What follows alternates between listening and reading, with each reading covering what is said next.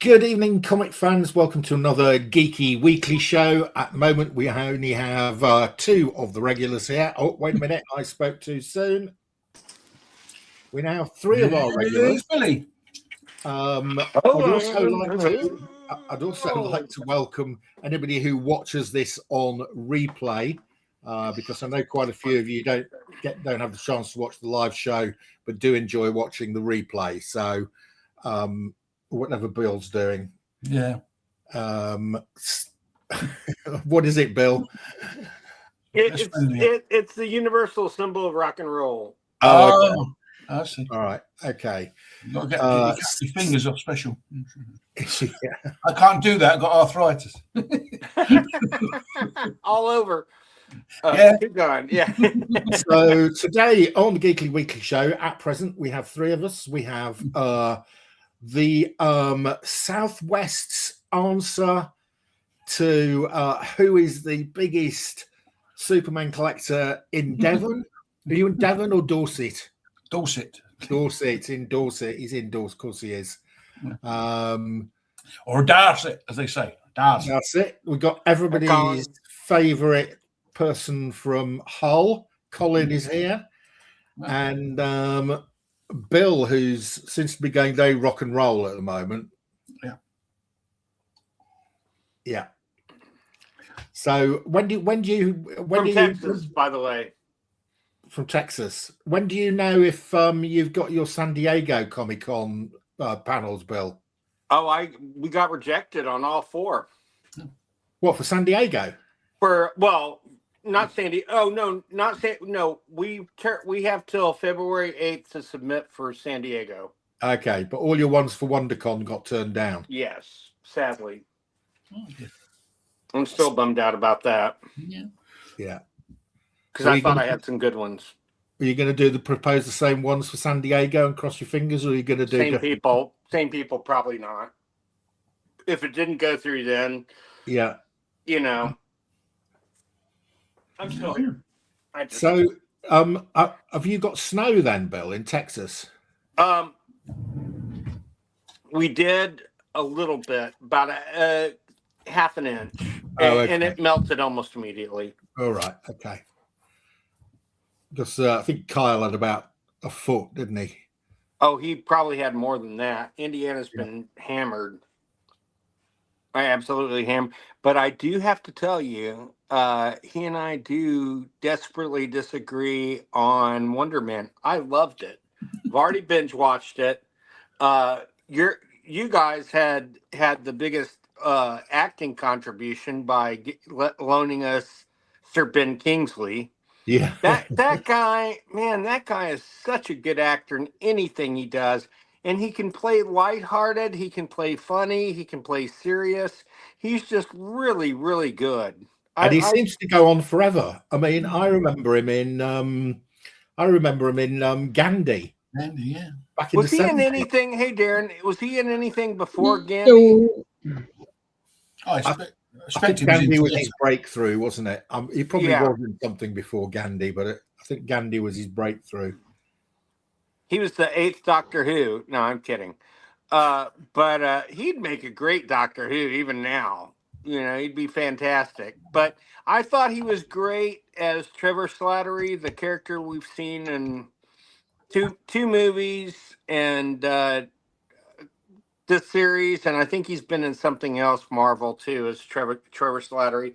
But he's just great. He eats up the scenery. He's just amazing, and or chews up the scenery, I should say, is the term. Yeah, he's a proper actor. He can act. Oh, he's great. And the guy who plays Wonder Man is no slouch. He won an Emmy for playing Dr. Manhattan in the Watchmen TV series, and for Best Actor, and he's just a fantastic actor, and he really does a great job.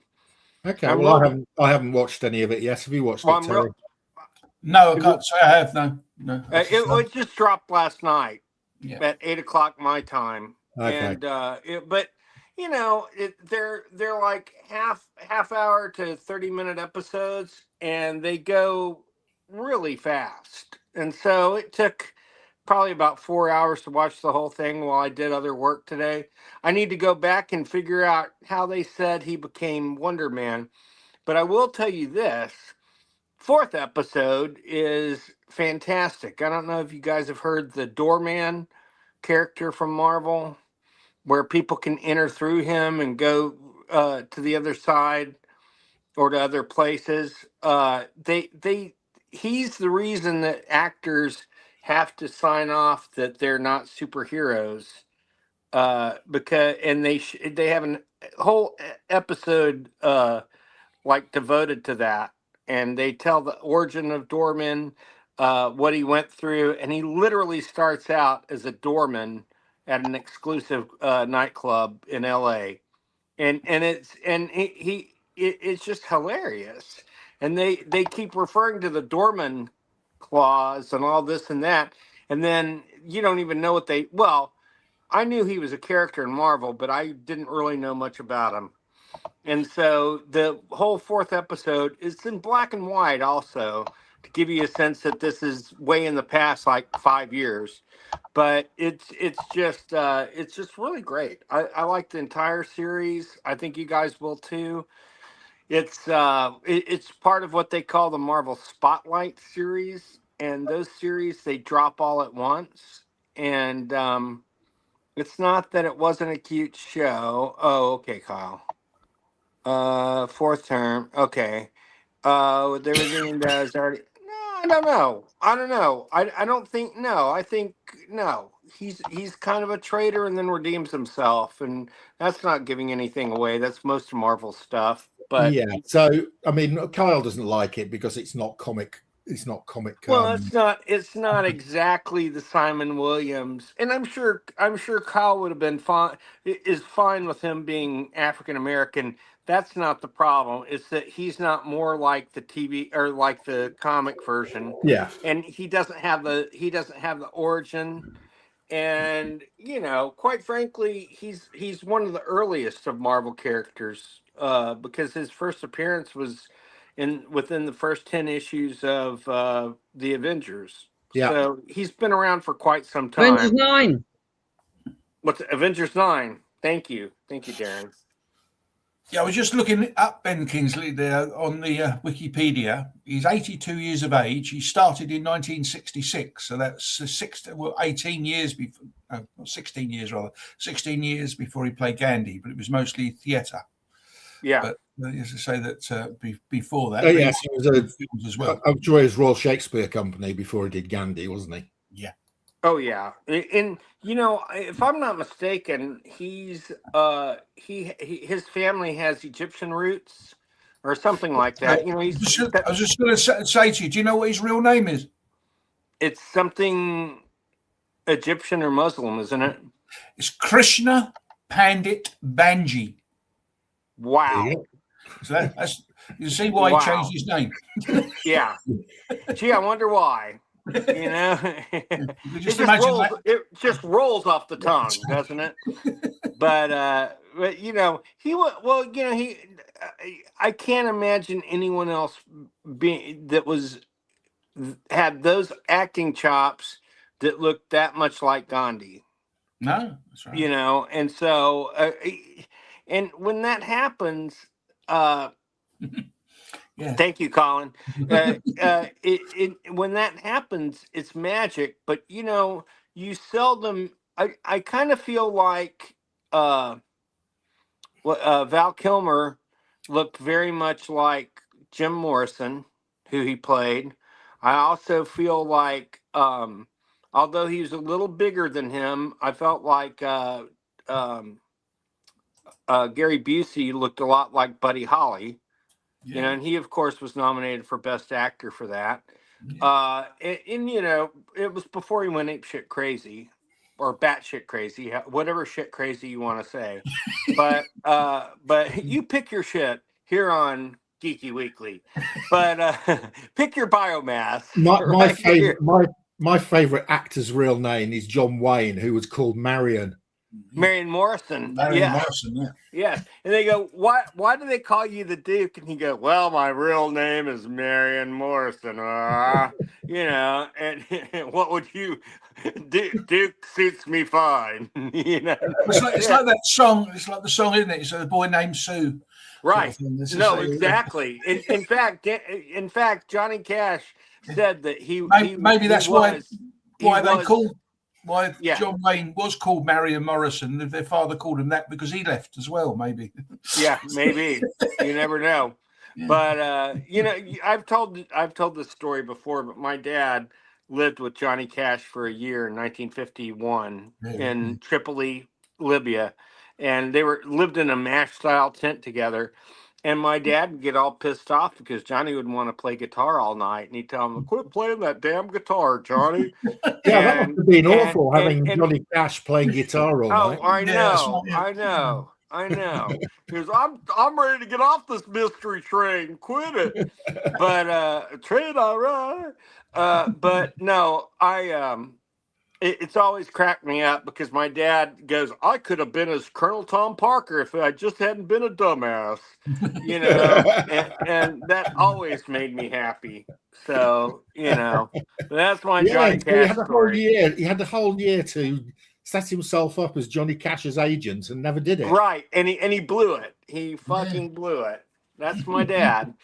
But he always regretted it afterwards. He goes, "Oh man," and he just cracks me up to this day. But no, the same as the guy that ran EMI that said no to the Beatles, isn't it? That's just what he regretted it as well. Didn't it come back? Didn't EMI get them in the end? No, the EMI are the ones that said no. Parlophone got them. Oh, okay. And was it Columbia over here? Who got them over here? I'm trying to remember. EMI may have had EMI. I thought it was EMI that said no. Maybe I'm wrong, but I thought I'm going to have to go look now. It's like the sort of 6 publishers that turned down Harry Potter, isn't it? Yeah. Imagine you were one of the the editors at one of these publishers that turned down Harry Potter. You're feeling a bit stupid now, aren't you? Let's be fair and honest here. The Harry Potter was completely stolen from Gaiman's Books of Magic. You can't tell me that kid isn't the same kid as Harry Potter. It looks very similar, and the whole thing. Yeah, he didn't go to a magic school though, so the Hogwarts thing didn't happen in Books of Magic. Okay, well, she extended it somehow, but without the magic school, I don't think you can say it was Books of Magic. I mean, Timothy Hunter. I can. I just did. I mean, whether I'm right or not, you can, Bill, but you're wrong. Okay, damn it! Now I'm flipping you off. I'm not doing this. The similarity is he's a boy magician. Okay, and that's about it. Okay. All right. Well, I'll go for that. And you guys drinking makes me want to drink, of course. And helpful. Yeah. I'm drinking our unofficial sponsor. Abita's Purple Haze Raspberry Lager. Here we go. Let's see how this tastes today. I think it might taste the same as it has done the previous 3 years. You're right. It's fantastic. It's very cold. But what's funny is I prefer my beer colder when it's colder. Well, that's why you leave the fridge open, then, is it? No, did I? I do it all the time. I figure you could see it. It's right over my shoulder. So someone said you left it open, but so you've closed. Here's what Texas looks like today. Now you can tell we're in full winter. Yeah, no trees. Oh no, plenty of trees. No, I meant no leaves is what I meant to say. No, there are plenty of trees. That's my backyard, by the way. I'm on a 30-foot cliff, and I have a acre at the bottom of the cliff there. It doesn't matter, Bill. Global. How do you get down to your acre of land? By holding on to the vines from the trees. I wish I was lying. That's exactly what I do. How do you get your mower down there? I don't. It's all trees. Oh, it's all trees. Okay. It's all trees. Yeah, He's really Edgar Rice Burroughs, isn't he? I bet I have 100 trees on an acre. Okay, that's quite nice. No, it's not good. I need to do something because it's. Are there any fruit trees? Nah. No. Nah. Nah. We here in Texas, the only tree that bears anything, well, not the only, but the main one is the pecan tree. Oh yeah, I like we're real big on pecan. How do you guys pronounce pecan? I say pecan. You, Mark? Pecan. That's funny. Now there are places in the United States that pronounces it pecan too. Spelt pecan. I'm surprised the Americans don't pronounce it pecan. They usually pronounce words as they're said. As I say, and that was definitely pecan almost sounds French to me because it sounds so much more, formal or something. Pecan. I'd like a pecan pie, please, rather than I'd like a pecan pie, please. I mean, pecan sounds totally Texan, and there are a lot of Texans that say pecan, but I don't. We didn't say pecan. We said pecan. Oh, you said pecan. Pecan is what I meant. Thank you. Thank Cheers, you, Kyle. Kyle. Well done. God, if I needed my stomach upset, I just go to Kyle. Yeah. But what happened to Splat? He appeared and now he's disappeared again. Splatty Darren had to go to the loo. No, I'm kidding. He probably had to reboot. He was looking a little less than detailed. He was looking a little what do you call it, pixelated. Was he? I'll kick him from the studio and then he has to come back in again. But what's on your shirt, Mark? Oh, it's we've got a motorhome, so it's a sort of motorhome joke, Evolution. The evolution of man, the highest evolution of man is to have a motorhome. I think you're probably it's right. Cheap. You probably it's cheaper than a hotel, isn't it? Money. It's a lot cheaper than a hotel, and it's your own personal space. Darren says back in 10 minutes. That was at 8:09. Oh, he had to go take his nightly shower. Well, at least he takes a shower. So I've booked my hotel, Mark. Oh, have you booked it for next year? Yeah, I booked the same place I was at the whatever it was called. I forgot the name of it now. It was weird actually because I ordered it on booking.com because I wanted to order it direct. Yeah. Okay. I wanted to order direct who I was ordering it from, but it kept coming up with booking.com. So I ordered it through them. And then I phoned them. And I said, because it was giving me supposedly a 10% discount, but this 10% discount turned into 50 pence off. 50 pence off. Yeah, exactly. Yeah. So I phoned the hotel and I said, how much have you got it down for? And they told me, and I said, oh, there's supposed to be 10% off. Oh no, you'll have to phone them about that. I said, no, that's okay. No worries. I said, can you tell me how much you would charge me, please? Yeah. And they charged me 35 quid less than if I had got the 10% off. So it was actually cheaper than last year. Oh, well, that's not bad. Yeah, that's for 3 nights. I've done the same thing. Terry, I need to book the Yorkshire Caravan Park. I haven't done that yet. Oh, yes. Yeah, I'm glad, as I say, it was so literally cheaper than last year, and hopefully I can actually do the 3 nights this time. Yeah, well, I hope fingers crossed. Yeah. Yes. Right. Okay. So it is Terry. Over to Terry, who is going to do his Superman year. What year this year? Have we had 1962 at all yet? 1962? No, we haven't. Right. Can we have Superman from 1962, please? Yeah, we can. I think 62 was a good year for Superman, wasn't it? Well, it was. The last year was a bit awful. He kept being disabled by something. Yeah, that was the year of the handicap, whatever year that was.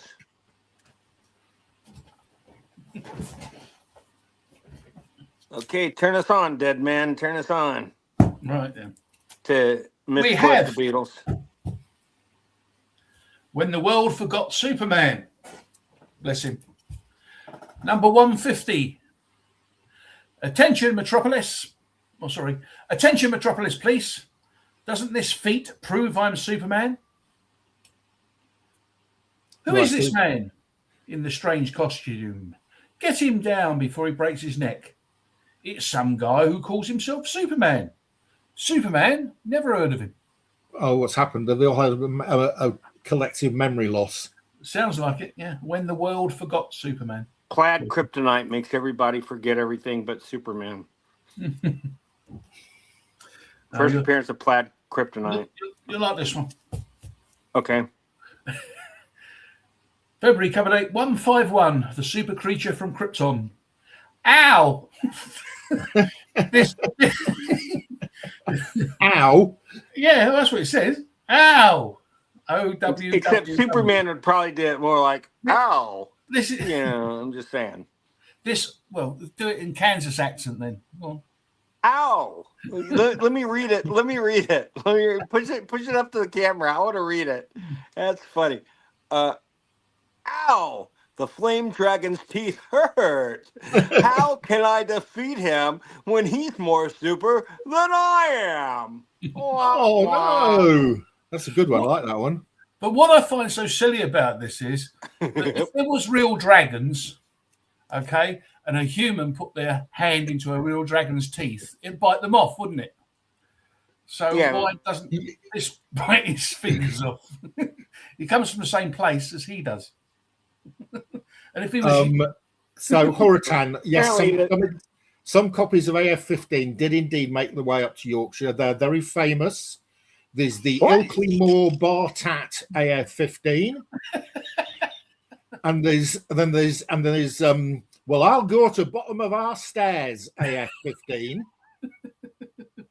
and there's the Yorkshire Pudding AF-15. So yeah, there's about 3 of them, I think. I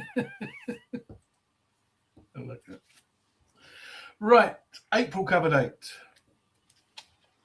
Oh, can you excuse me 1 second? Certainly.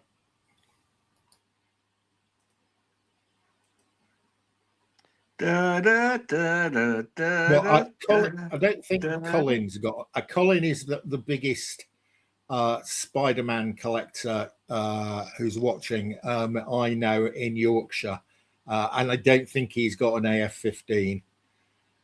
So, yeah. I don't either. If you're from Yorkshire and you've got an AF-15, can you let us know? Even if you're watching on replay, and we'll mention you in the chat. The Yorkshire Pudding copy. Oh, Colin, we know. Right. Spat's back. Spat back. Right.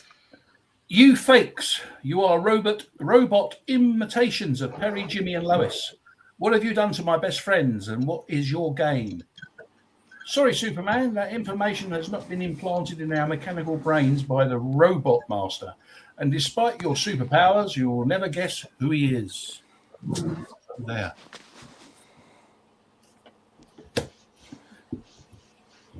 I prefer the dragon one. Yeah. Oh, Christ, give us a second, mate. Sorry. Go! Yeah. I think Terry's got marital interference. So, Mr. Splat. Hello there. Have you been for your sleep apnea testing yet? I have had it, but I did not have to go to Bean for it. It came to me. Oh, it came to you. I did it in my house. Yeah, they send like something you put on your finger, and like a watch that's attached by a cable, and then like a heart, some kind of chest monitor, a cable again. So you put them all on, and you would download an app onto your phone, and you tell the app to start, and that's it. Then you have to fall asleep, and then 8 hours later you wake up, right? So eight hours later, I had an awful night's sleep. I did wake up, obviously, and then you have to put finish on the app, and then the app immediately uploads your data to the NHS. Ah, The same day the NHS called me with the results and discussed them. wow. That's impressive. Now that's impressive, right? Yeah. What were the exactly, yeah. results? So, well, it turned out I am a dickhead.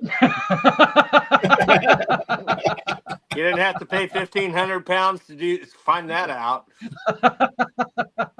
Dumbass. So you could have just asked Mark. I do have a mild case of sleep apnea, which is probably contributed to by the deviated septum, which is what the operation will fix. Yeah. So hopefully when the nose gets fixed, that will solve a lot of the apnea. But then, so I discussed that and he said, oh, okay, well, you've been cancelled twice. So we'll try and, make it grow quite quickly for the operation. And I think it was the day afterwards, I missed the call, but so I rang back. And the day afterwards, they booked me in for another pre-assessment, which I had today. So I've been to the hospital to get pre-assessed today. Right. For a very, very, very high chance of not being cancelled operation on Friday.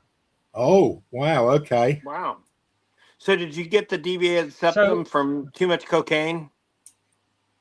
Yes, I just I've had to start putting it in any other hole now because my nose doesn't work anymore. Hey, man, so up there and I any hear other putting hole it up will your do, asshole works. I'm kidding. Yeah, I was going to say. Just got to get it in somehow.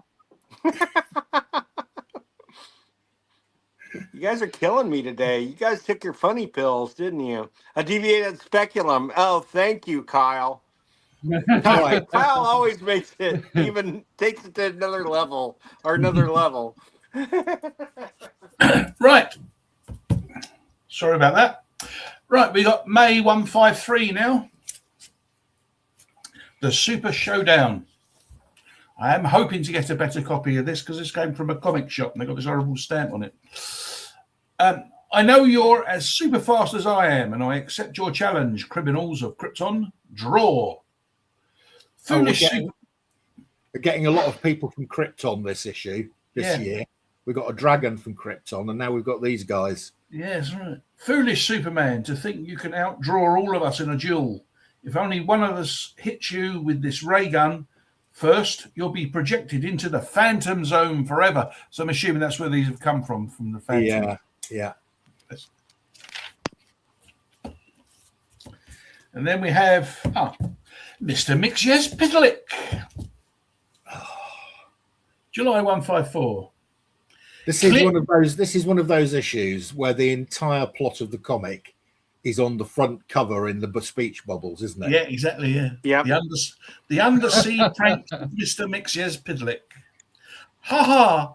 My plan, do all my mischief underwater, worked. The only way Superman can send me back to my own world is to trick me into saying my name backwards. But that's impossible. I can't talk underwater. We all live in a yellow banana. He used his magic to turn this sub into a banana boat and deliberately wrote his name backwards on it, knowing he can't say it aloud in the water. I'll never get rid of him. I wonder if the Beatles, because they used to read comics. I wonder if that's where they got the idea for. I thought that because I'd never realized. The song came out in 1966, didn't it? This is from 1962. I wonder.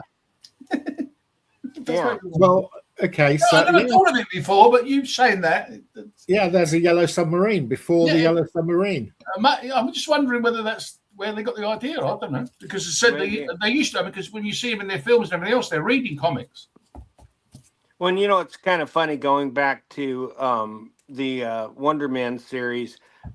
If I'm not mistaken, Trevor Slattery says he either says he's from Liverpool or it's been told at some point, but he definitely has a Liverpool accent throughout, and he's great.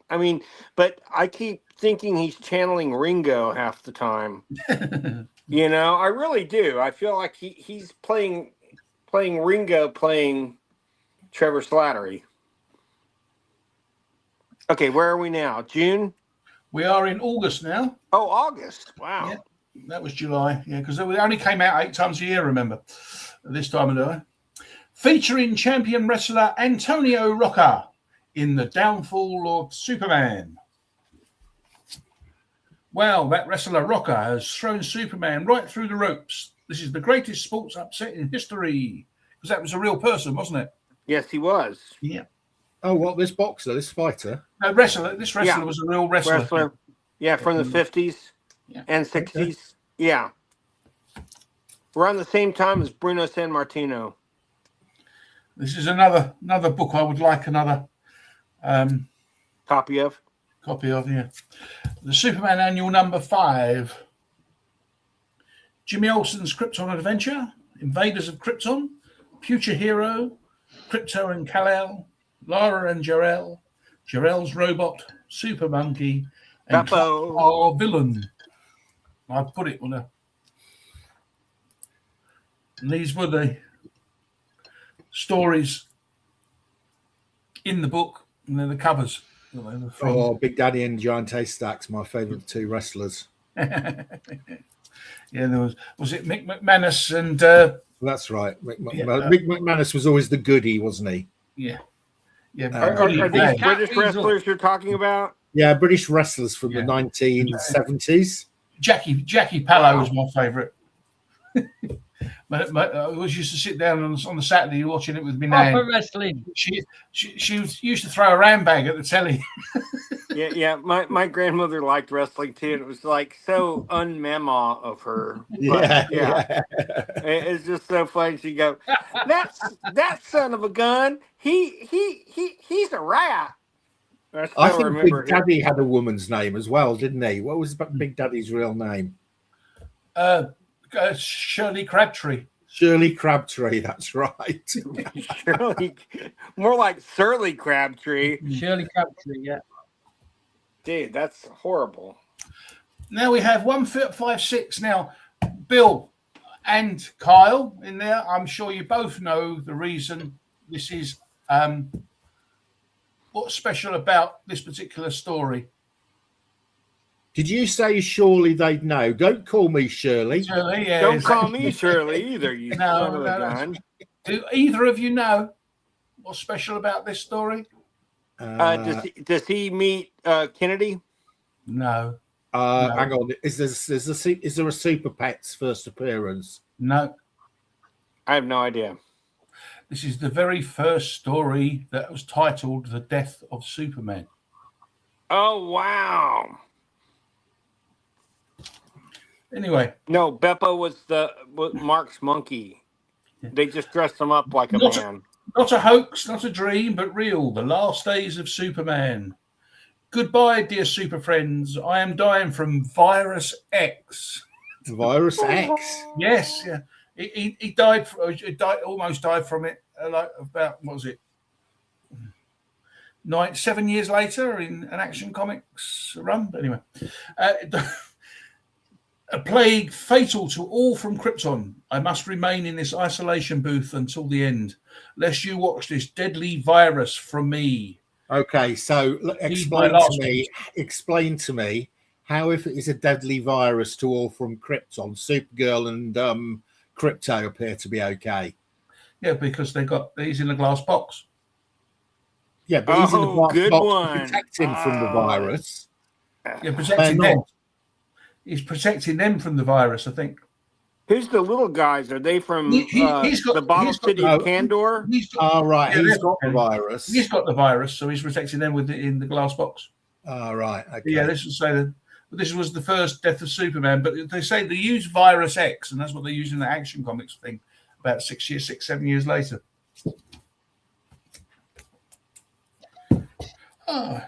Another Phantom Zone story. The super revenge of the Phantom Zone prisoner.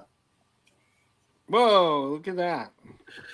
Superman, you are a fool to have freed me. I am going to destroy you forever with an amazing secret weapon. Gold kryptonite. It's not very secret anymore, is it? Once you said it. Well, there you go. Here's the scoop. Promised you, Perry. Years ago on Krypton, my father sentenced this criminal, Quetzal, to a long term in the Phantom Zone. Now I must release him. His sentence expires today. Great Peter's ghost. Now there will be 2 Supermen on Earth, one good and the other evil. When did actually, that character Quicksilver did appear 2 or 3 times. Yeah. When did covers stop having speech bubbles on them? Well, they have the occasional one nowadays, but I think it was the 70s, wasn't it? I mean, by the end of the 60s, early 70s, you still had DC wise. I mean, Marvel Marvel had it into the 90s for Marvel, I think. I mean, for the most part. Well, you definitely had them into the 70s because a lot of the X-Men covers had word bubbles on them. A lot of Spider-Man's did too, for that matter. So, something else that Bullseye's got speech bubbles on it. Yeah. Yep. Something else that the Americans don't quite understand is annual. I mean, annual means annually, as in once a year. But in 1962, they had 2 of them. That's biannual. Yeah, exactly. No, it's bi-curious annual.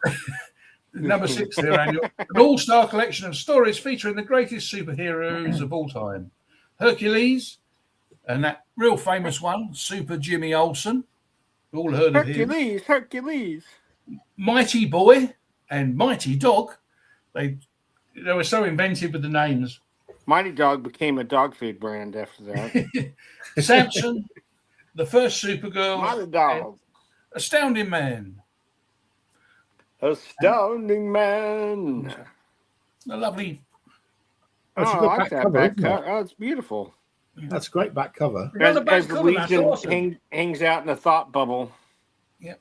Get it? Thought bubble? Sorry. And that is it for 1962. Okay, well, better year than the last one we had. Yeah, so it was not so much death and dying, apart from the odd issue there, wasn't it? Well, apart from the dying of COVID. Yeah, exactly. Yeah. Agreed. Virus X. It's probably what they called COVID, wasn't it? Probably. Or Black Kryptonite. For it. Isn't Black Kryptonite what Alan Moore had kill Mixus Pitalik when he was evil at the end of Silver Age Superman? It was something weird. Yeah. That was great. That's one of my favorite stories. I like that, and I also like For the Man Who Has Everything. Those are my 2 favorite Alan Moore Superman stories. The last Action Comics and the last Action Comics of it's the last Action Comics of Volume 1, sort of. Before they changed it. Before they started it again. Yeah, before they started. Yeah. But no, what I mean by they stopped it, and then they because after that issue, Action Comics became a team-up book, didn't it, for a while? Yeah. Well, no, it had a lot of small features in it. Yeah. Like short stories. No, that was Action Comics Weekly. That came later. Oh! Sorry, that's what I thought you were. That was number 600. That was 601 to 643, I believe. Oh, it didn't even last a year. That's interesting. No, that's crazy. No. Well, nothing at DC last. That was. I mean, that was the 601. Was the first time that Superman hadn't been on the cover of Action Comics since 1940.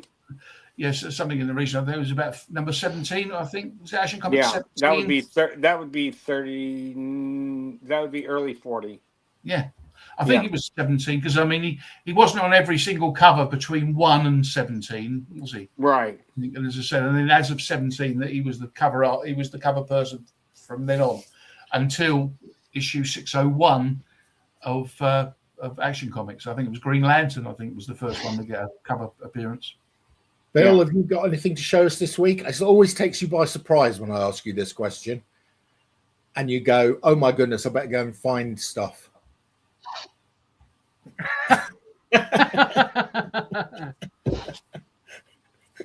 How did I know?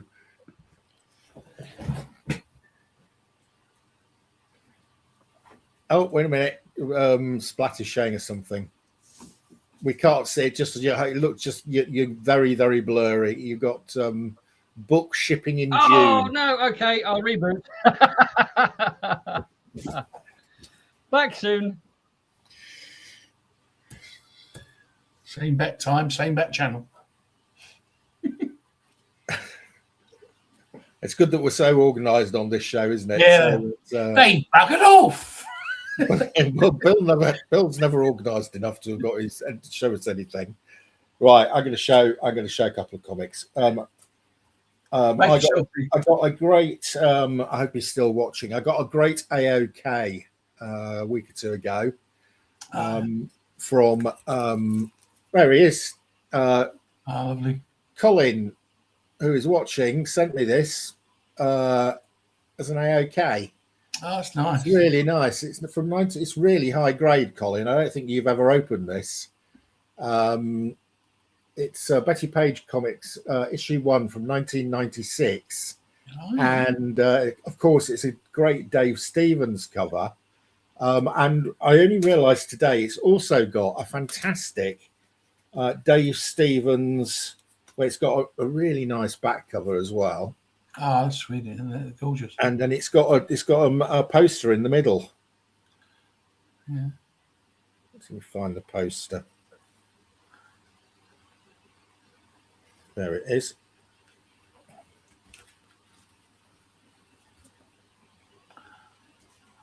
That's gorgeous, isn't it? Fantastic. That's brilliant. That's lovely. Thanks for that, Colin. That's gorgeous. Oh, Can I have one, Colin? Colin only buys comics in 3s, I think. Oh well, so you might have 2 of those there. Could I have one of those, please? That is absolutely gorgeous. Yeah, Colin, I owe you one. I'm going to have to send you something free because that is a £50 to £100 book of that condition. Is it? Yeah. What book? It's worth it. Oh yeah, that's a pretty pricey book. Yeah. Yeah. It's in a really high grade. Is that a variant cover on that, or was that no, the cover? No, that's just the cover. But it's Dave Stevens, and it's one of the first products that actually earned her royalties, and that has an awful lot to do with why it's so wanted. Was that a reprinted cover then? Because I mean that's Dark Horse, so it's not that old. No. It's from 96. Yes, it is. So this Dave Stevens artwork says 1981 on it, but this is a Dark Horse comic from 1996. So right. Yes, that. So is it the original that's worth 50, or that? No, this comic itself. No, they both are. The one that it originally appeared in is also. But yeah, because those were done in somewhat small quantities. You know, compared to Marvel and DC, of course. Yeah. Was that the cover that was on the 81 plus the story inside, or is it not story, just posters? I can't remember what the original was. Was it? The original was. What was the original, Bill? It was Betty. It was something. I don't think it was Betty Page Comics, but it was Betty centric. I'm trying to remember the name. Is it the one where she's in Africa by Betty Page on the Nile or something like that? No, I don't. I think this comes before that. Okay. Yeah. Betty Page in the jungle by looks of the costume. So he had made Betty really. Created research in interest in her with the character Betty and Rocketeer, who of course he modeled after her. Yeah, he knew Betty Page. From he what did. I understand. He was so friendly with her. He almost looked after her like a grandma. Yeah, and she was like, she was fantastic. She was Southern. She was not well educated, but she always had a bright outlook. Someone got a hold of her when she was at a low point and told her she needed Jesus and that she had been a heathen all those years. Right. Even though her topless stuff was very rare and very few and far between, they convinced her that her previous life had been a horrible lie for what she was set to become. And so she walked away from it all and just basically became a nobody overnight. And it's kind of sad. Big Lyle's in. Big Lyle's she did it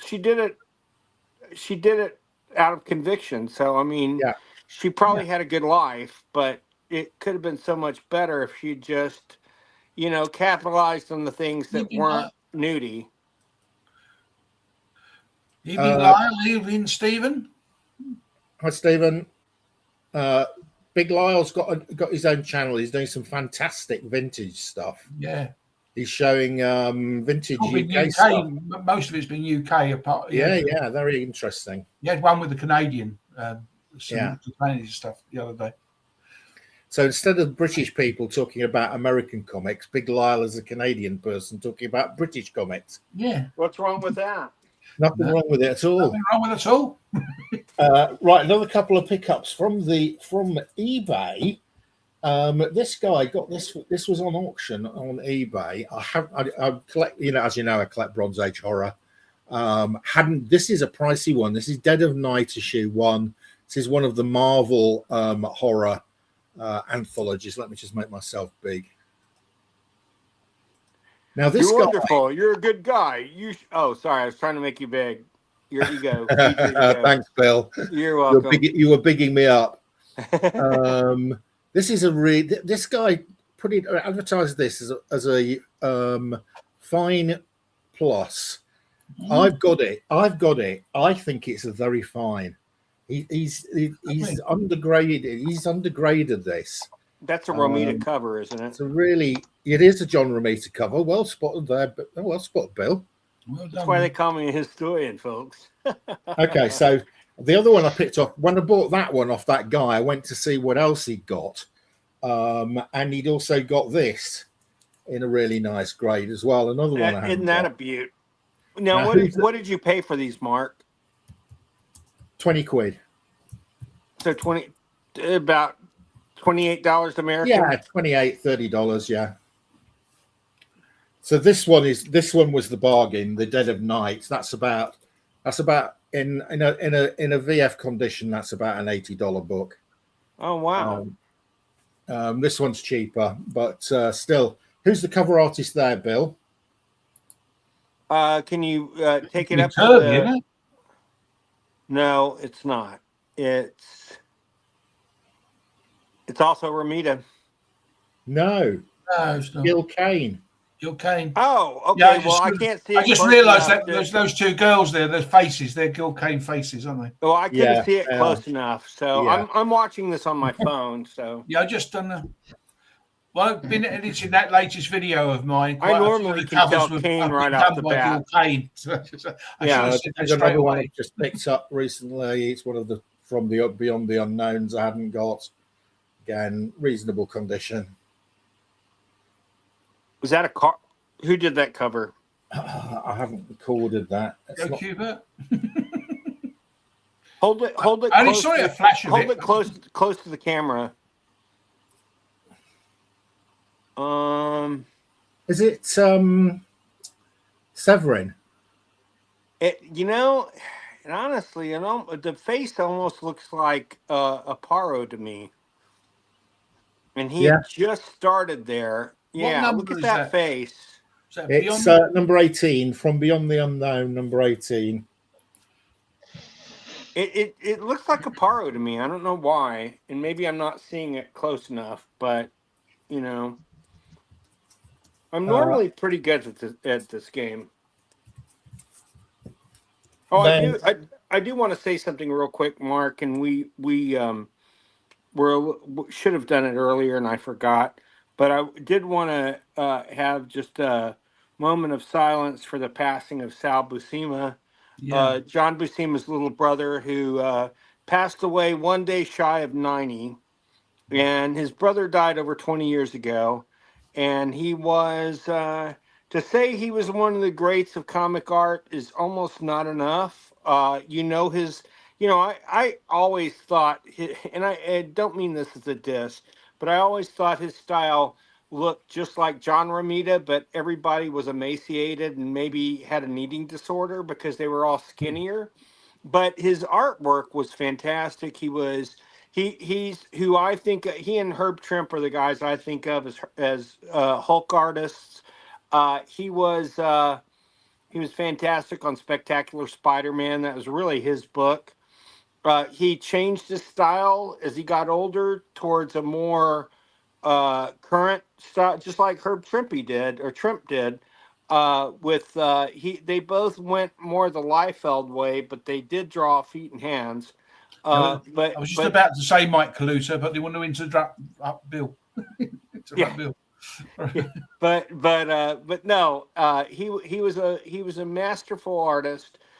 He worked into his 80s, and he was just a really, from all things I've heard, I never got to meet him, but from everything I've heard, he was a fantastic person. Everybody loved him, and he happened to be a damn good artist. So, and do you not think, Marvel. Bill, he's sort of B-list.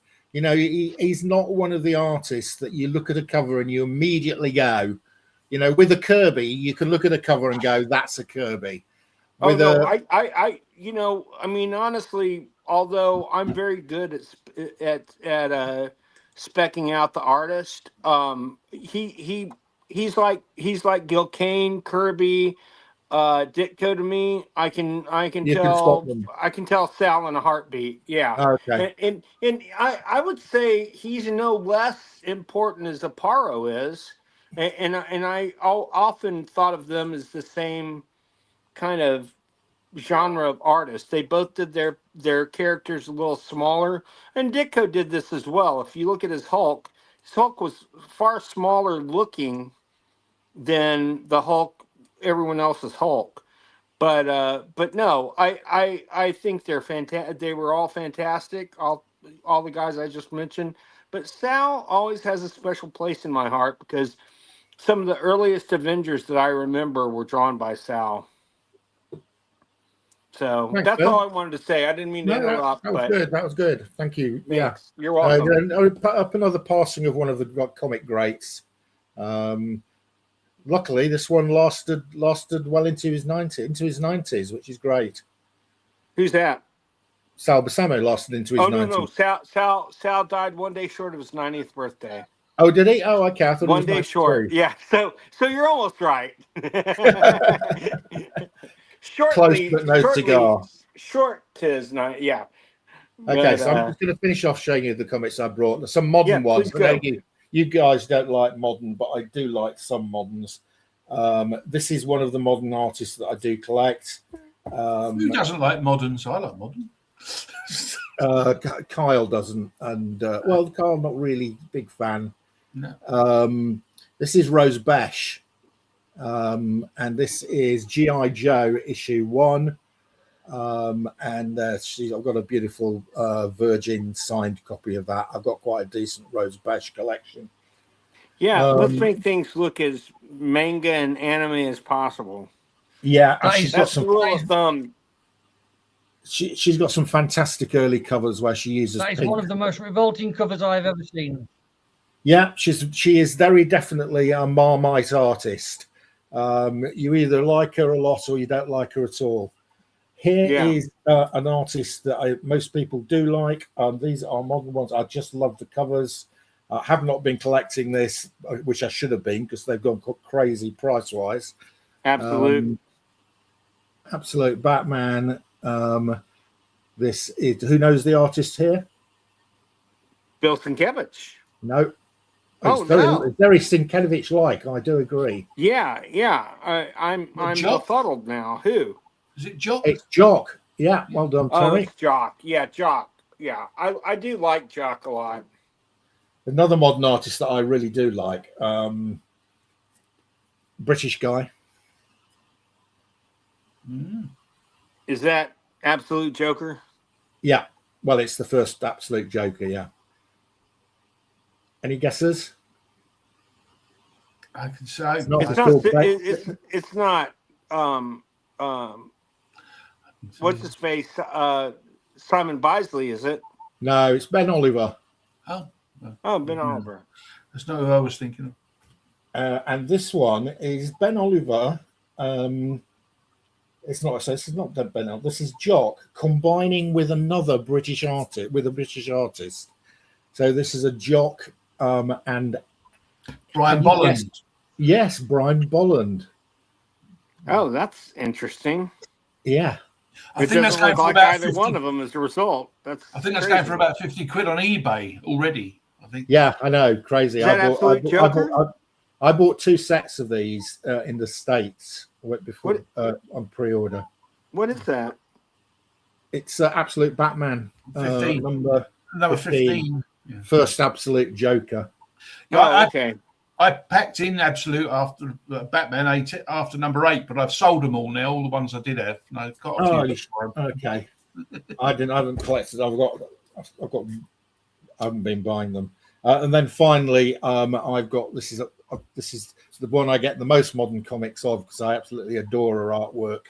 And I've got a short box full of her comics now. Peach Momoko. Carla Cohen. Sorry. Who is that? Carla Cohen is Lucio Perillo's wife. Oh wow! Is that a Vampirella cover? With, it's a Red Sonja. It's a Red Sonja Vampirella. If you can't lick them, join them. And if you can lick them, that looks like a photo. Yeah, almost. Yeah, no, and fantastic. Both her and her husband. It's all original oil art. Yeah. Wow. They're both classically trained that's the kind of art I like. Yeah, neither of them do AI, thankfully. No, they don't do AI. They don't do the main bit AI. I've seen some backgrounds which are AI. Yeah. But no, that is all oil on canvas. And I met Carla Cohen at Thought Bubble 3 years ago. She came with Lucio Perillo, and I bought an original Carla Cohen, one of her first canvas oil on canvas works. Oh. What did that set you back? I paid her £1,000 for it. Wow. That's like me, except it was 1,000 American for the piece I showed you guys a couple weeks ago that I gave Blanca, and I paid for that, of course, with my Black Panther first appearance. Yeah.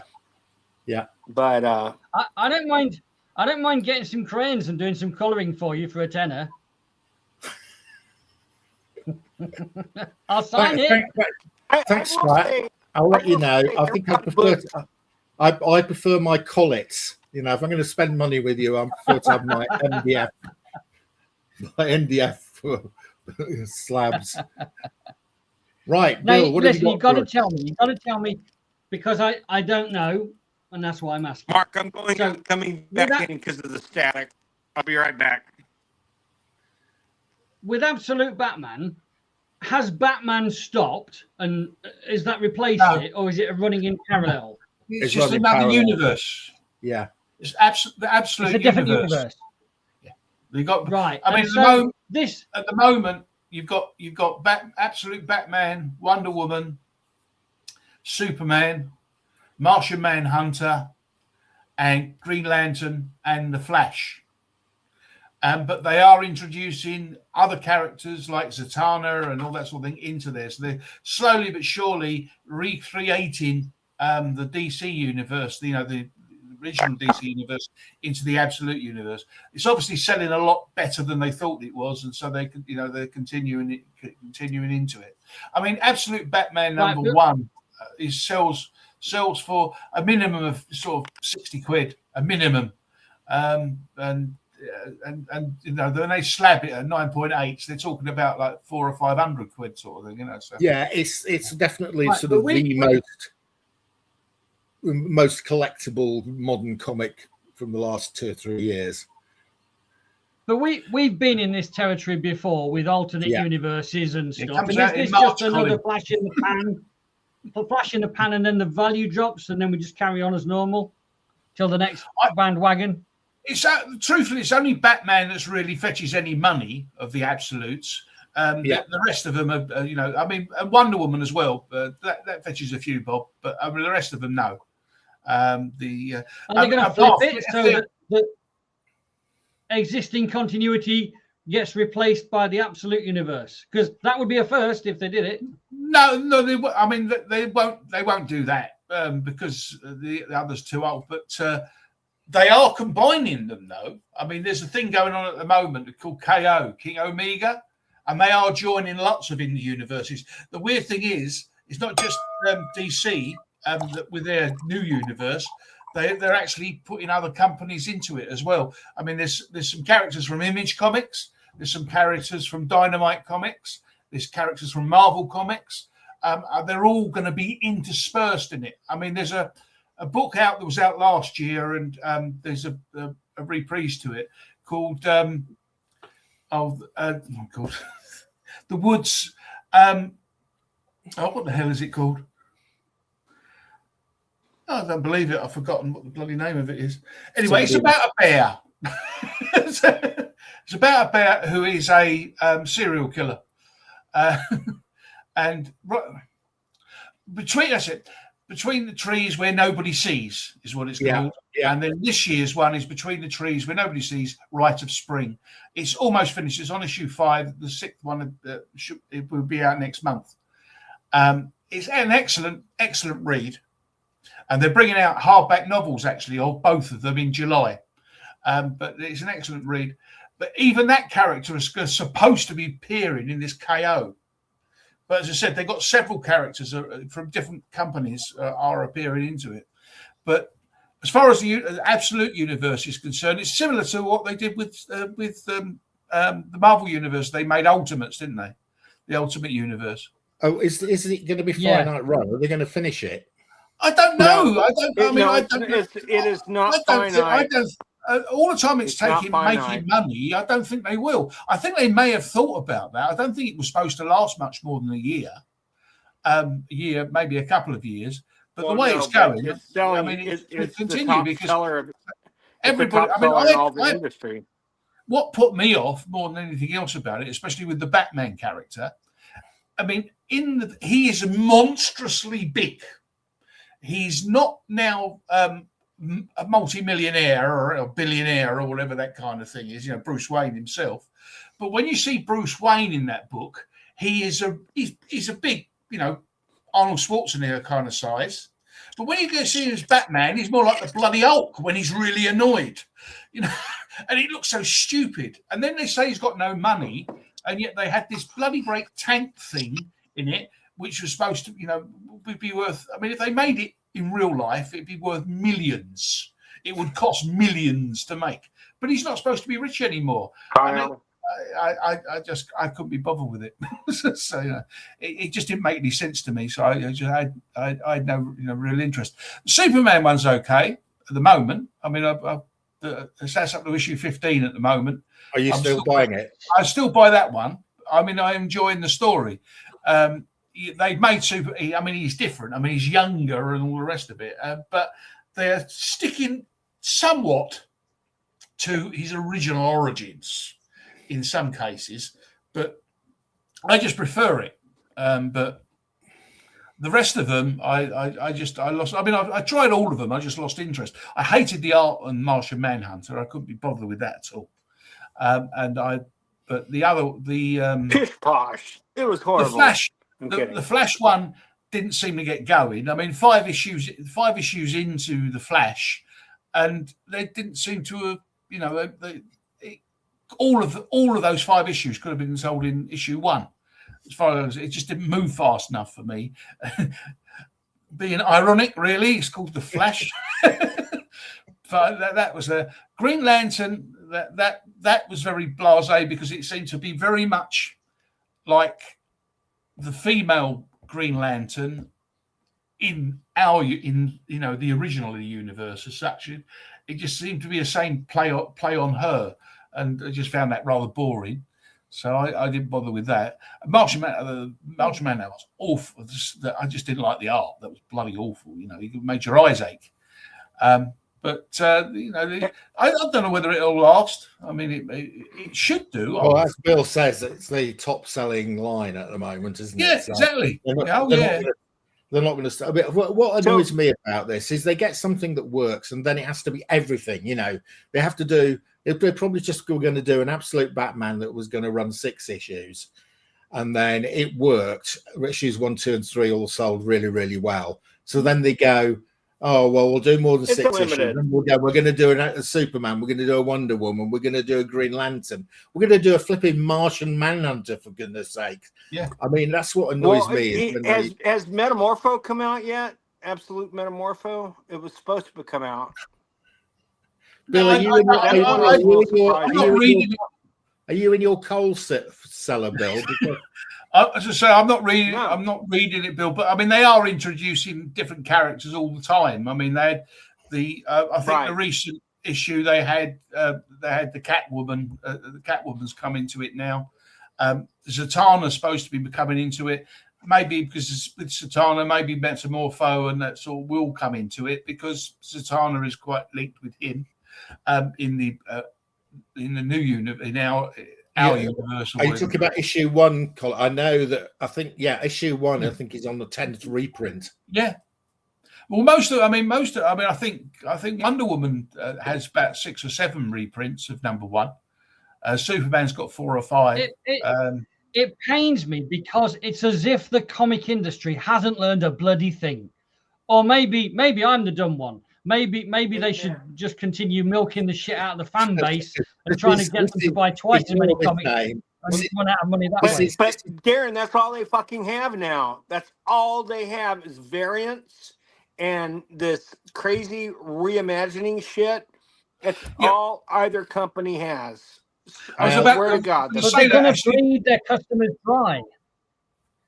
And when a customer runs out of money, runs out of money, they stop collecting.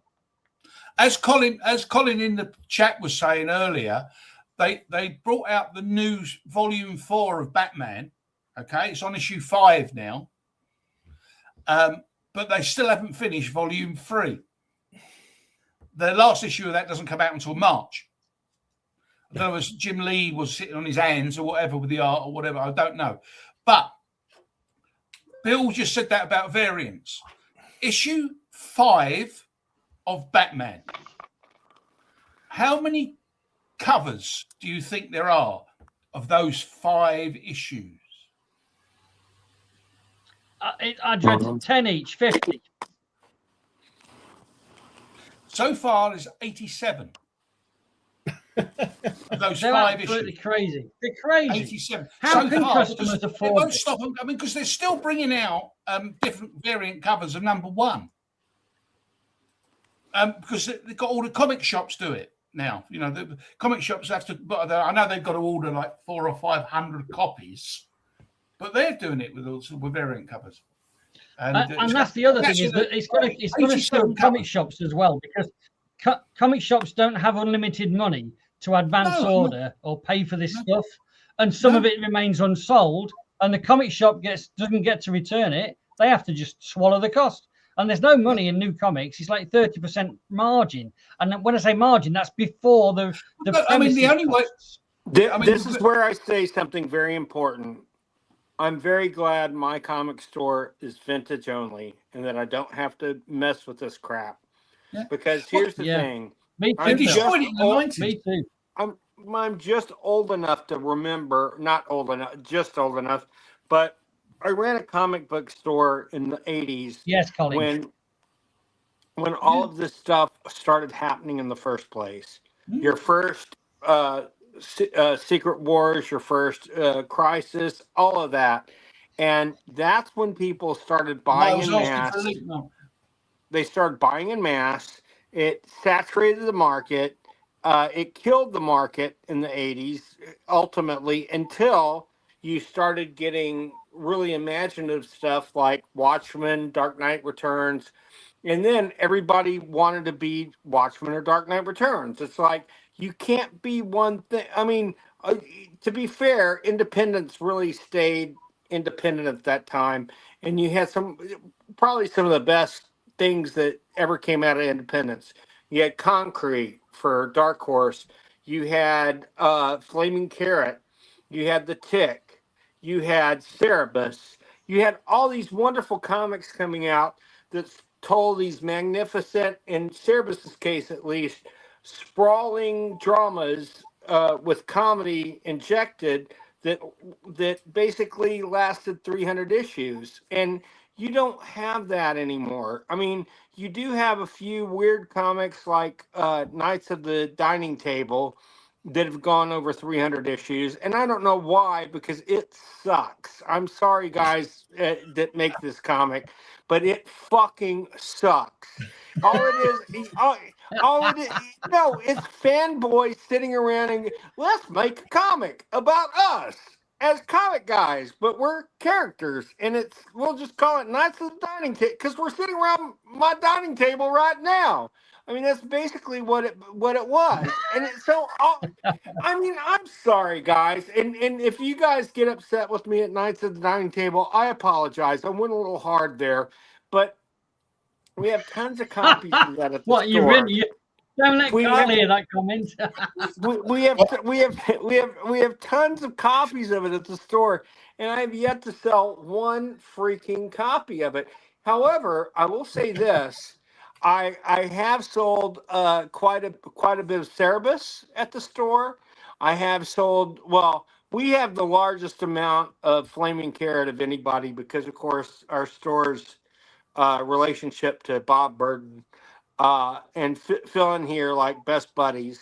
But you know, I think you know, the and Bone, we can't keep Bone in stock still. We can't keep Johnny the Homicidal Maniac in stock still. Guess how many printings of Johnny the Homicidal Maniac #1 there have been now? 6. 32. What? 32. Yeah. So, and that was at Slave Labor Graphics. And yeah, and I think it's gone to somebody else now because I don't think Slave Labor is still in business. Oh, look, we're being visited by an Inuit from Alaska. Yeah. Hello, Mr. Eskimo. What's your name? Muckaluck? Avocado. Eggplant. Here, let me flip my camera. Eggplant. Let me flip my camera around We here. call them aubergines, but there you go. You know, Mr. whip out Aubergine. your camera? Okay. Okay, how do I flip my camera? I don't even know how to Where's flip Lyle it. anyway? It was Put it on the working side. the other way. You Go. go the other way. Turn the phone again. That's it. There you This go. is my walk. This is my walk to the mailbox. Dun, dun, dun, dun, dun, dun. Let it snow, let it snow, let it snow. Oh my God. Had to shovel and de-ice this today so that the mailman didn't get caught up coming up to the door like they did last time. And just throw your How many- mail how into the much- snow. He's just playing at being a Jedi walking on the ice planet Hoth. That's what he's doing. That's right. Well, you've done a There'll good be an job of AT-AT clearing along any snow. second. This is my street, which is still ice. This is half of it. This is the other half of it with 3.5 feet of snow plowed up on it. Wow. It's not even a 2-lane road right now. There's a 20-odd foot icicle on my house. Well, Is don't that walk showing underneath it? it. Yeah, don't stand around it. That's some regular 6-foot icicles and stuff. But yeah, you got a clear view of that 20-footer and change there. That's probably 25 feet. That's my favorite ever murder weapon in a murder mystery story. Right, because it melts and it's not there. Yeah. So they can never find the murder That's weapon. amazing. So I went out for the mail and there was no mail. So yeah, this is my rose bush. It'll Hey be Cal, back. how's it going, man? I'm Let's off dead. those things. Yeah. Yeah. What degrees is it right now? Below right now. How many below? And not even wind chill. It's like 0, Wow. maybe 2 below 0 right now, not including the wind chill. So the wind chill probably drop it to 10 to 20 under. It's not blowing real bad now though. That's great. And it's funny because it's that cold, but because the sun's hitting them, those are leak dropping. but that sun melts it, they drip, and then it just turns into solid chunks of ice down here. So I had to clear this off today. So I'm in utter fucking misery dealing with this stuff. Crazy. Couldn't even do both sides of my driveway. Then the math I did the other day on the weight of that snow. Well, I think you're a bit lazy there, Carl. You only shifted 4.5 tons of snow. Yeah. Come on, Hulk. And because I had to clear off that walkway spot and then a spot to put out my bins at the end of the driveway, just moving that was impacted and iced over the top of it. So maybe one outing in there and that was as heavy as half my driveway when it was light, looser snow. Because it had iced over and impacted all on the top of it. That's much more difficult to move. It's miserable here. I like snow.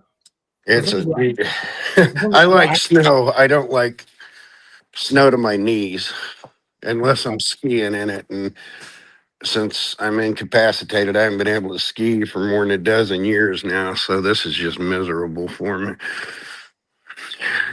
Right, Bill's done again. Splat. Have you got anything to show us? Have you come on to show us something, Kyle, or are you just? I don't have any comic books down here because, again, making it upstairs is next to impossible. Yeah. But I do have this book that I still need to read. I can't, if I can get my eyes to work enough. Ta-da. Bear Ass. Bear Blast. What is it? It's Bill Blast's autobiography. When I'm a, for lack of a better way to put it, I was a Bill Blast model. When I was modeling. When you were a male model. I'm a Bill Blast snob.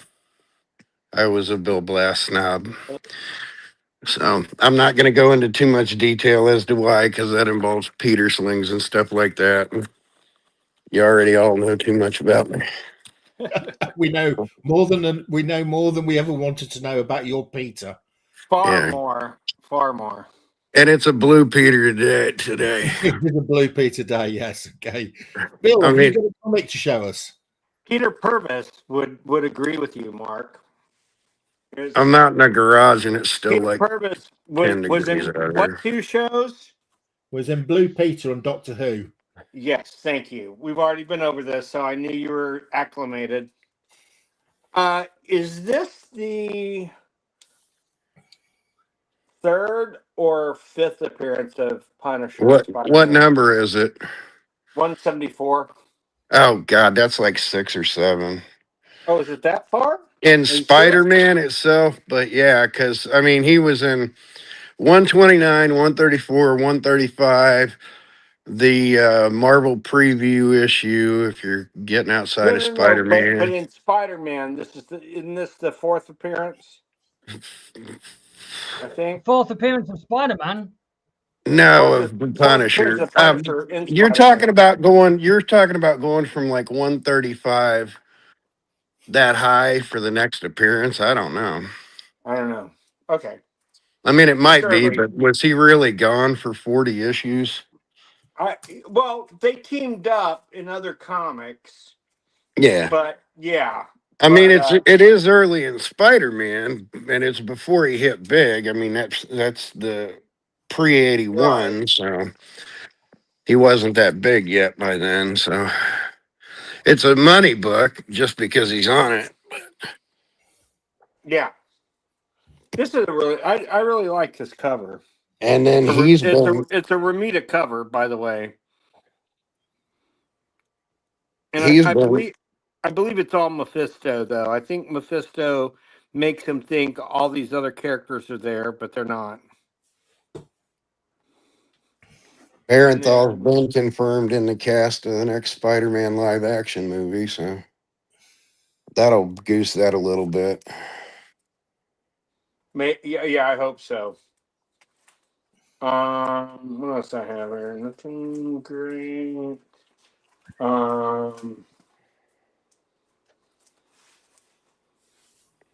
Number 2, with the eternal question, who stole my coffin? Blah blah. That seems so stupid, right? I something tells me that Stan Lee might have written that blurb. But great cover. It's John Severin. The JS is right there. Isn't that a great cover? Who got paid a buttload to do the cover of issue 1? Neil Adams. Yep.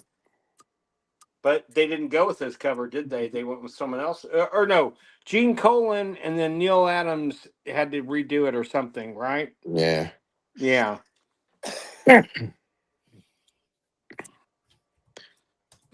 This is far rarer than number 1.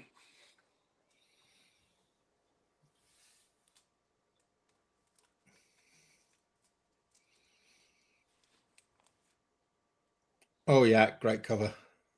Great cover. Low egg green. Nick Cardy. Yeah, really nice. First new Wonder Girl, yeah. Yep.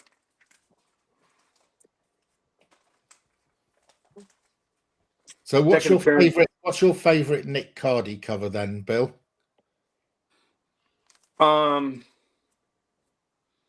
It would probably be a Teen Titans. Yeah, the Robin one. It's really hard for me to narrow it down. I like the Christmas cover, which is I think either 13 or 17. I can't remember now. Yeah, I know the one. I like the one where they're all getting rid of their costumes, a la Spider-Man. Yeah. I like the one where they're in the in the bus in the subway. You know which one I'm talking about? No, The I'm not subway familiar one. with that. I can't picture it. Okay, they may be in London in that one. Oh yes. I can't Okay. remember. Yeah. The Yeah. double-decker bus. I like the Mad Mod cover. I wish I have most of these. Maybe I'll try to dig them out for next week. I really like the first cover too. It's kind of odd. I don't know, man. The Teen Titan covers to me, although they're Cardi, not Adams, they to me seem more classic and more important and more memorable than a lot of Neil's stuff. I think Cardi was extremely underrated. Cardi did the best Aquamans ever. Yeah. Yeah, he So did. my favorite Cardis are on Aquaman, but probably my fourth favorite Cardi is the Teen Titans 14 with Robin on the cover. That's a very good one. Hey, Mark, I guarantee I know what your first favorite Cardi cover is. Well, I've told everybody a lot of times. Which one do you think it is, Kyle? But it's changed. It's Justice League of America 105, isn't it? No, I like Since that's the one that's signed by him. Oh yeah. No, that's true. Yeah. Okay. Well, that is yes, that's true. I didn't really. Without a signature is the one with the pink hair and the woman with the pink hair and Aquaman's coming down her hair. It's really nice. Yeah, that is a good one. What do you think of this? This is the second appearance of Bullseye. What is that? 132. 132. Yeah. Yeah. And for me, it's always been harder to find that than it has been 131. But I don't think people realize it. Let me find. He's something. coming back in a big way in season 2 of Daredevil. Yeah, dude. I hate to disagree with you, but I've watched the entire thing now, and I really liked one. No, we're not going to have the Wonder Man. No, we're not going to have the discussion because I'm not going to discuss the show. The show's not bad. It's just not Wonder Man. Yeah, it's not the comics, but you know what? No, it's not Wonder Man. It's literally not Wonder Man. It's Wonder Man. It's not your Wonder Man. I mean, and I'm not trying to fight you. I'm just saying I'm just saying he is the Wonder Man of the MCU, and I'm sure he will now become that character in the comics because that's what they do now. Sadly, I hate that, but that's what happens. And hold on, let me find something else good. Kyle, this is a peace offering. Do you like this issue? Well, I don't dislike it, but You're supposed to go, that's one of my favorites. This is good. Okay, well, you suck. I'm kidding. You don't suck. I'm just joking. I'm just joking. This one I do like. I Yeah. do like that. Spectre 2, is it?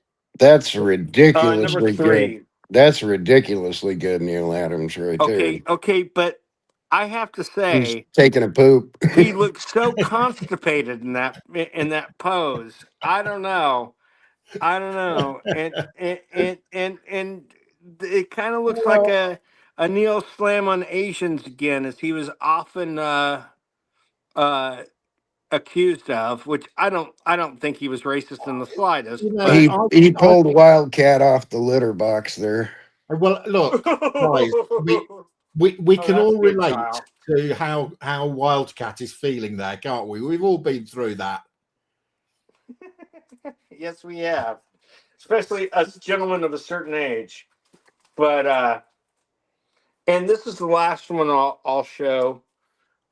And this is the first appearance of Rex the Wonder Dog since the golden / very early Silver Age. Whatever happened to Rex the Wonder Dog, Bill? You find out in this issue. I won't give it away. Okay. Well No sold. spoilers. No spoilers. Go, Rex, go. I told you in one of my videos if you'd bothered listening to it. But there you go.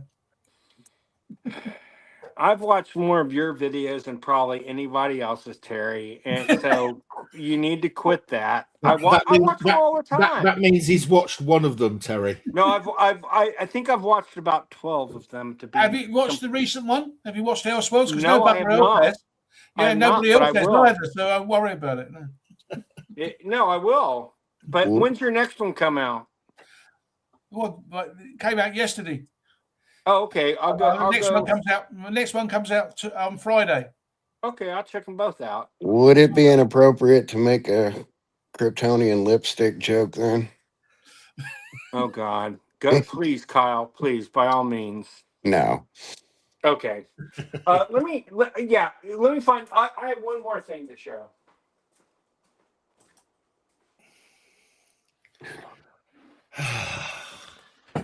Right. So I've got a little bit of news. I thought Lyle wanted to join us. Where's he? Well, I sent him the link and he didn't appear. Damn it, Lyle. I don't think he's there now anyway. We have been having a chat in the chat during that. So Hurtan, I think he's trying to wind me up. Can you make me big again? Why are few UK buyers pushing up pens phones of AF-15 considered a bargain? I wrote, Pence copy is 50 times rarer and should be 50 times more expensive. They should absolutely should be. Yeah. I agree. Can you make me big again, Mark? Yeah. Okay. Why no buyers? I said, we Brits are all broke due to a communist government and Yanks only like dollars. So they are. These are very early. This is almost a wacky package here. Instead of Sanka, it's Sinka. Coffee flavored bath salts. Yeah, no, it's a mock advert. Yeah. Yeah. Oh, good. I was on the back of the man. Like wacky packages, right, Kyle? Yeah, sorry, I realised. And then Lyle's coming soon, he said. Oh, I haven't seen that one before. It's paint your own cover. Yeah. And then nobody did. Hilarious because think about his gap between his teeth. Yeah, that's a good one. I haven't seen that one before. And this is one of their first specials.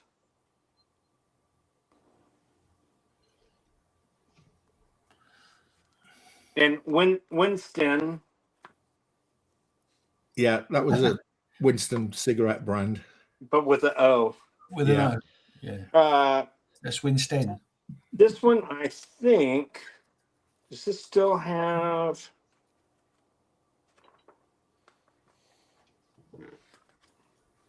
I thought this had the record in it, but it may not. You got my birthday cover in there. I see that one of them was 1958. Does it go back to Jan 57? Plus this special bonus. Has it got it in it? I couldn't tell just by looking with one hand. Sounds like you're on that computer again. What month were you born? Jan 58? Jan 57. 57. Okay. Yeah. This is July 58, so I'm getting closer. This is actually 1 month away from my birthday.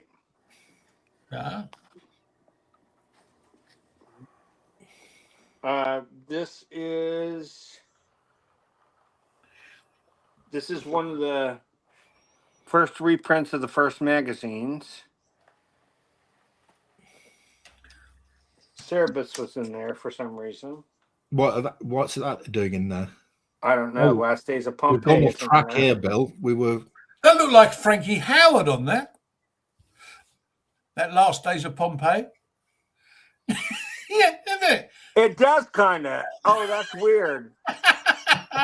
That's brilliant. Love it. Look out! And that'd be years before his TV series, isn't it? I like that. Yeah, I got that one. I'm going to. I like your clock, Bill. Very restful. What? Your clock at the back there. Very restful. Oh, that's actually my television. I know it is, but it's got the time on it. Oh, It's it got does all have these the different. time, doesn't it? It is restful, right? Well, that's Chromecast. Yeah, I can actually say I've got that. You probably see you have this one too. I bet. Yeah, I've got all of those. Yeah, most of, if not everything I showed you today is from the collection. That's all I got. I'd be done. Okay. Lyle, the link doesn't appear to be working for Lyle. Damn it. Yeah, I have to say the link was kind of wonky this week. Okay, how did you get Yeah, it? the link might not have been a full link because it didn't show the picture of StreamYard. Yeah, it didn't show on the graphic. Yeah, it didn't show the graphic of StreamYard. Well, I've just recopied it. Yeah, appears to be the right link.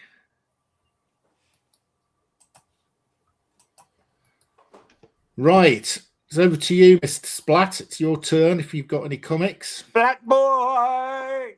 No, I might have one or two. Splat I hope Lyle can make it because I've run out of temporarily. I've run out of American comics to show, so I've got English stuff. Okay, dude. To you're show pixelated. tonight. You're pixelated as fuck.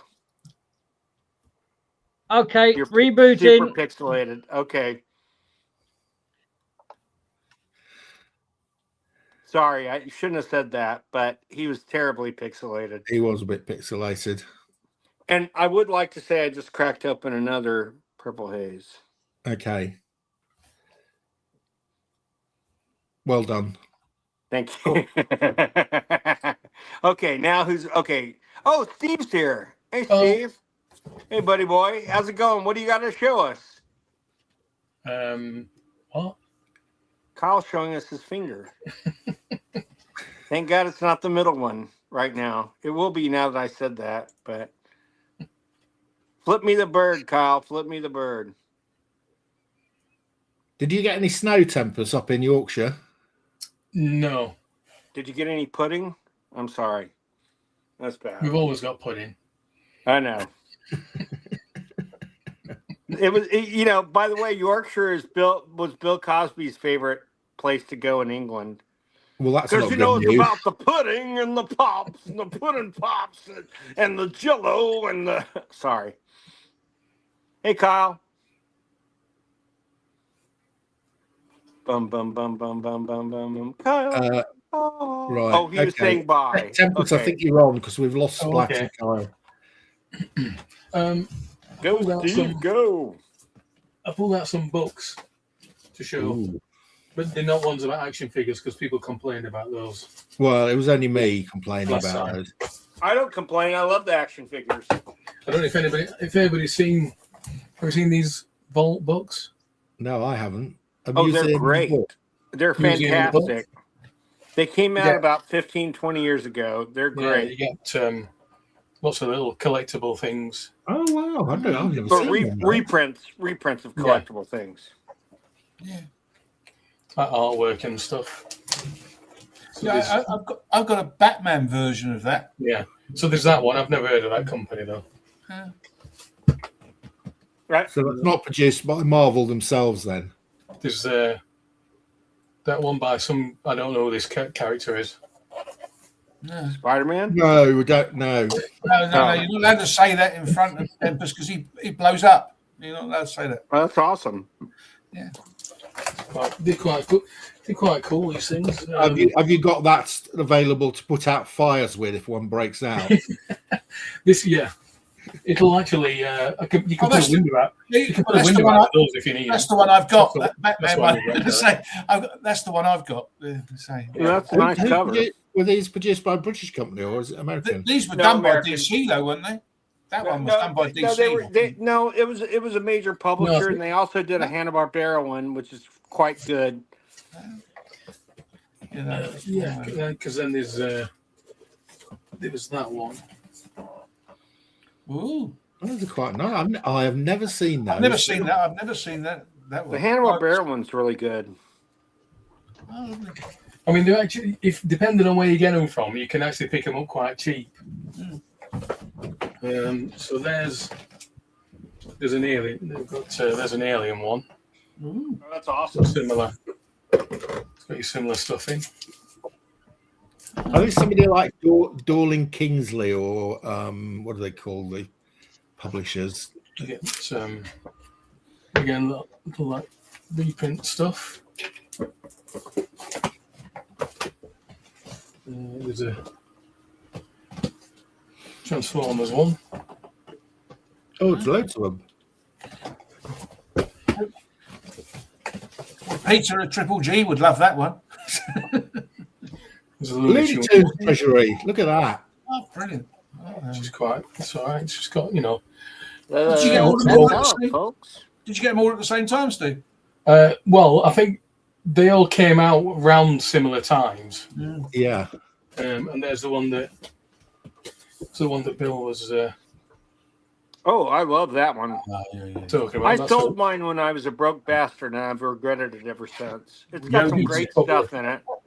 probably one of the best, probably the better one out of all of them. To be honest I with you. know, it's fantastic. Looking at some of the Isn't it great? stuff. really in it. good. Well, it shows you some of the toys that you could buy. Yeah, Yeah. There's even if I can find it.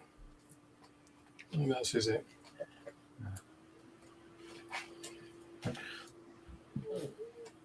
There's a. You get like a little. You get there's a little Magilla Gorilla comic. That's pretty awesome. Gold key reprint. They never made them that way back then. Not sure whereabouts it is in here, but there's an Acme novelty library in here. You know what? Wile E. Coyote used to order from. Oh, right. Yeah. You can find it. It's in here somewhere. Acme Dynamite store. It's rather typical. I can't find the thing now.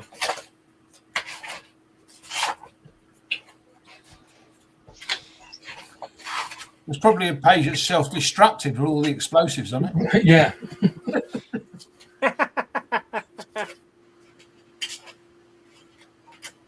Blam.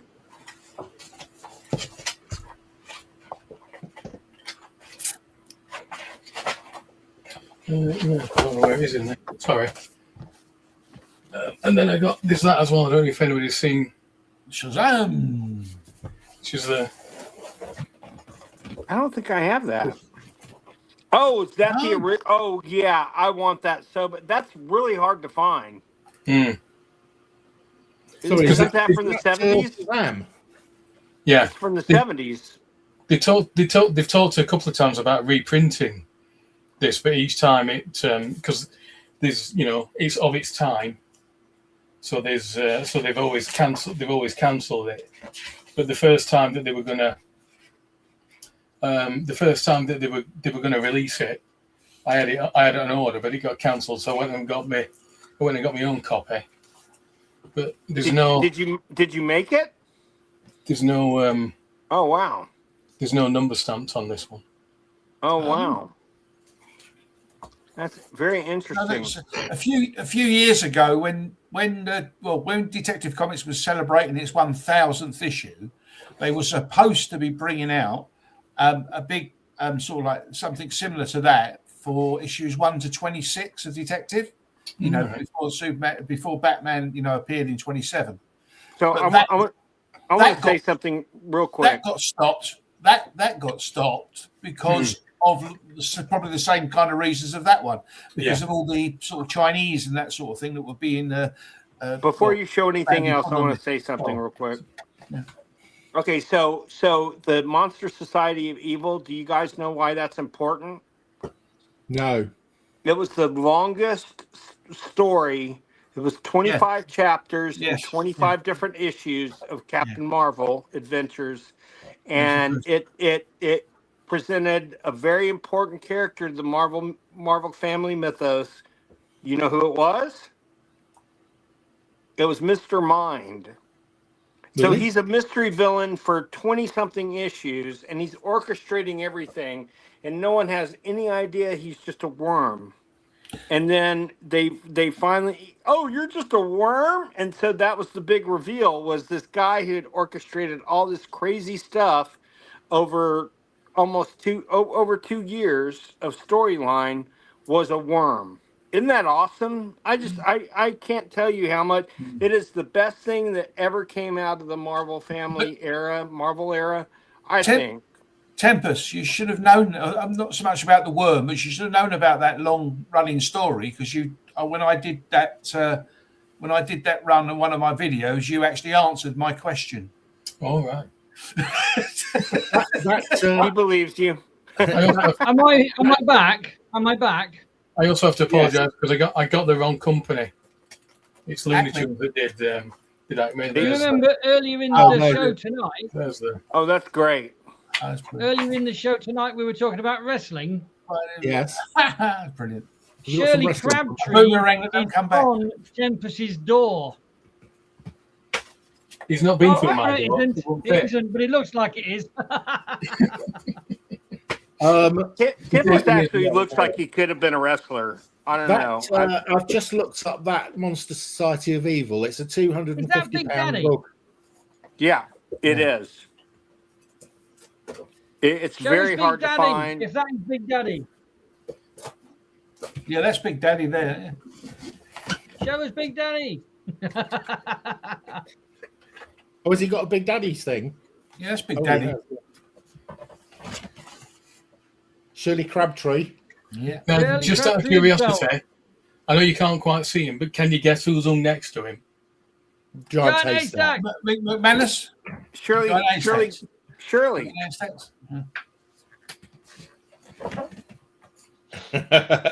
Brilliant. Is that Haystacks? Yeah. Oh, Yeah, no, that's who's that? Giant Haystacks. Yeah.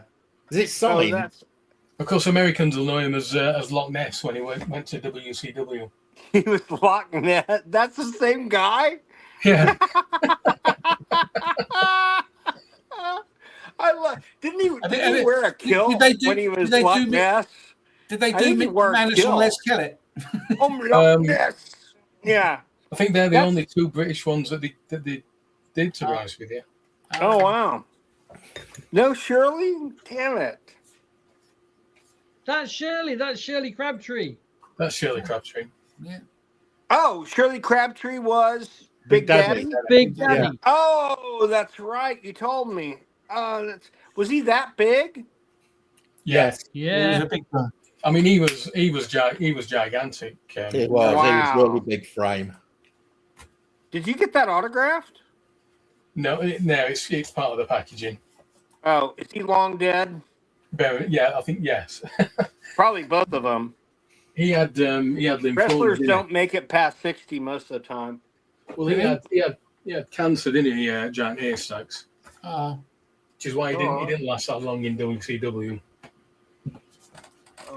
That's too bad. Right, let's finally see if Splatter's got. Am I pixely? Yes. You're looking okay at the moment in small picture. Wait till he's big. I see pixelation. I may not. Yeah, you're pixelated. Yeah. It's a bit better than it was, but yeah, try though. Try it. Let me just reboot again, okay? Let's get it right.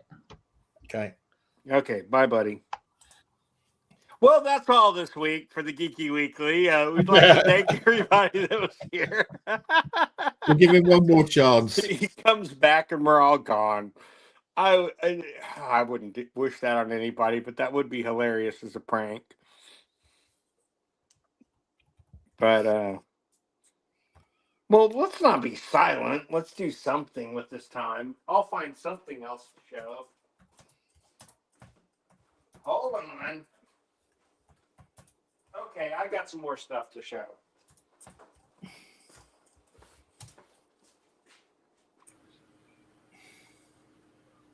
So this is a reprint of Walt Kelly's Pogo.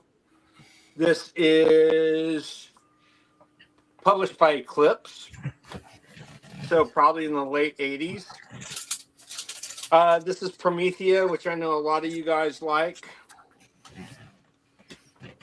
I've never read it. I've got the first 36 issues. But again, it's on my to read list. I've got them as well. I haven't read them. This must be my issue because look what it's called. Fields We Know. And you know me. So there we go. I'm just saying. Why on earth did I put my sunglasses on? I haven't even gone out yet. These covers are great. I don't know who did the covers, but they're great.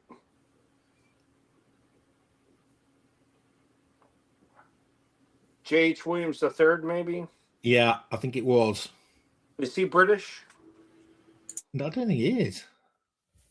Now, ACG Comics put out reprints called A Cop Called Dick Tracy, called A Cop Called Tracy. This is the making of the movie, where you get to see. Oh, what's in the middle here?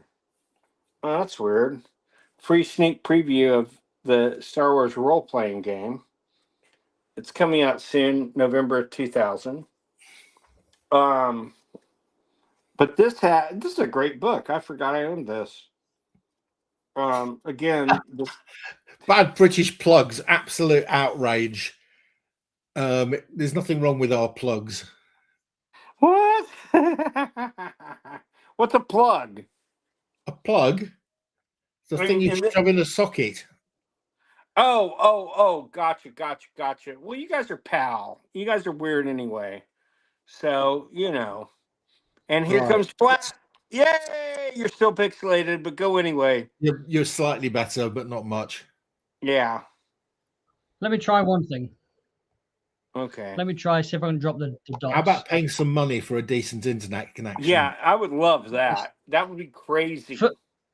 Although I think you're all amazing, just for the purposes of this show, you're not worth that much. how about moving else, Darren?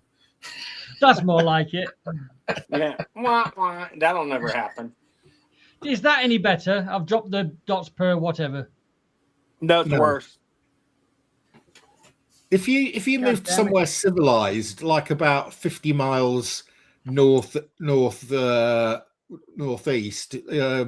then you'd arrive in Sheffield, and you can get good internet. I just got to Tempest's house. Yeah. Mark, don't you live near Sheffield? Are we better? Yeah, slightly. Mark, it's perfect. Mark, do you live near Sheffield? No. Oh, okay. Those vaults were Tempest was showing were cool. I haven't seen those before. I've never seen those before either. I have to. I'd imagine Such a fucking you'd liar. already have all got those. I'm a gay lord. Although I've only got my those two. I think those came from Frank Dobson, by the way. Really? I think so. And I couldn't swear to it because they've been sitting around for a long while here. But maybe they did. Right. Earlier, I was showing this a long time ago. Do you know what that is? Batman. The original Hugo Strange. It's a DC. It's some sort of promotional thing. It's back in the olden days. This is from about 1990. This is number 29. Yeah, it was sort of like a preview. Was that the one that Steve Reed drew? Oh, wow. I think DC used to put these out to go to comic shops so that collectors could get the tick list. You used to be able to pick those up, didn't you? Yeah, it was a checklist. So there's only like 4 pages to this. It's literally just it would have been for free in comic shops, but right. Yeah. And well, some of those are worth in quite one a of bit. the collections. Are you trying to sell that now? Well, Darren, I probably will be. The But back cover of that DC Currents. Hello. Could you show us the back cover of that DC Currents?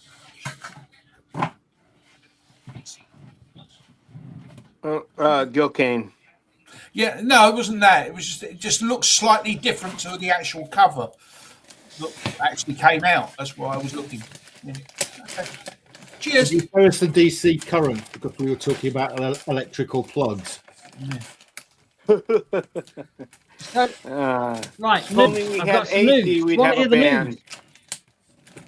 Yeah, go.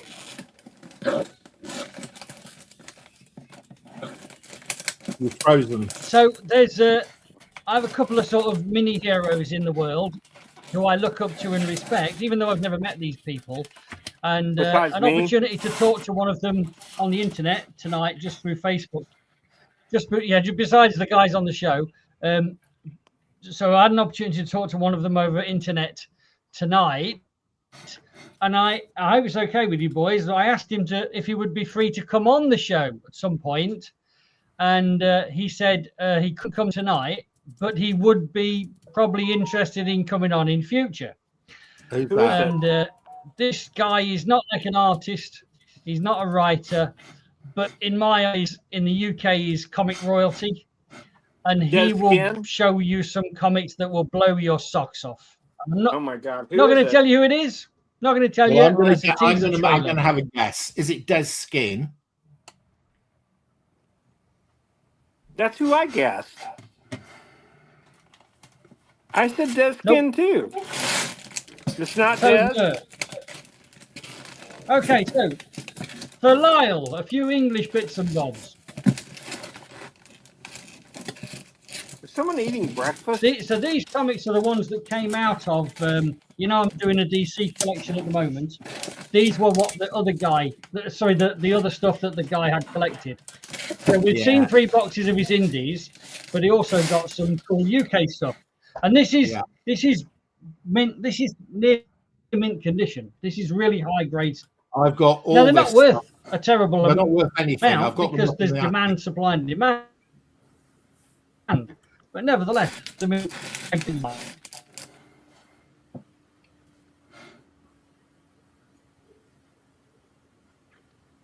It was a strange. Mark, you said all this? No, I've got them all in the attic. I bought Toxic when it first came out. It was a very strange thing. It was a bit like a cross between Viz and 2000 AD.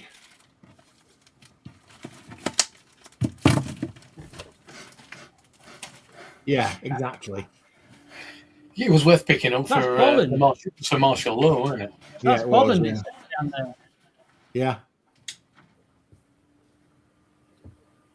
Yeah, Brian Bolland did work for Toxic. Mm-hmm.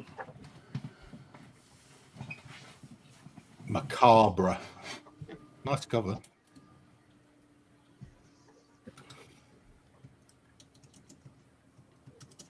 It didn't last that long.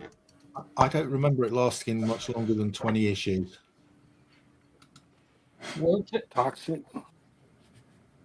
I think you're probably about right there. Look, if this You're guy's not got all of backstage, Stephen. You're actually on them, the. which he usually you're on does, the, I'm on. then yeah, I think they're probably. How all am I together. doing? I have to represent for my friend Lyle. Hey, Yeah. Steve. Oh, I've made Bill big for some reason. Hi, everybody. Oh, sorry. That's great.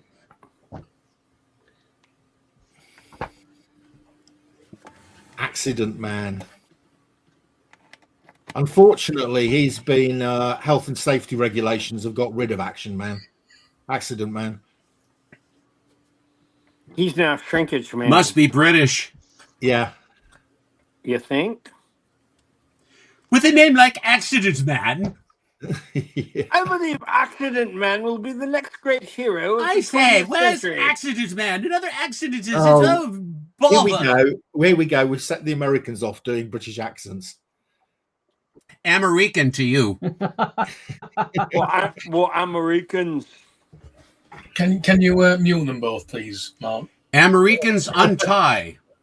Americans. From Portland to San Antonio, we are Americans Unleashed. Steve, why do you start O'Neill, these that things? one is. Sign down there. O'Neill. Yeah, Kevin O'Neill.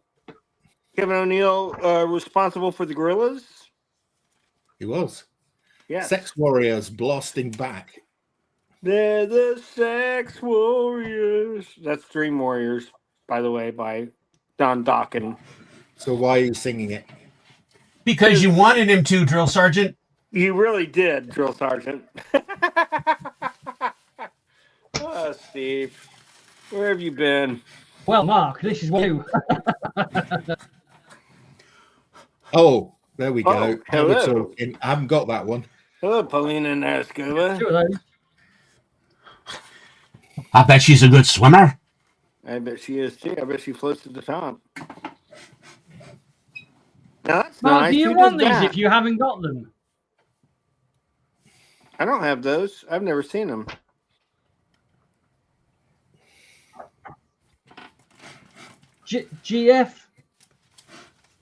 GF down there, look. GF. Oh. Guy Fieri, Girlfriend? famous chef. Yeah. Well, yeah. Gordon Ramsay in his early days used to be a comic artist. Gordon Ramsay. I say, good-o. No, he's a fucking asshole. Pardon my French, folks. But Now that ain't French now, Bill. no. You're Little right. ears are watching and listening, Bill. No, they're not. But thank you for thinking we have a young audience. They're all old like us. Literally is. No, All right. I just think want- the average viewing age is about. it's probably 49. Yes.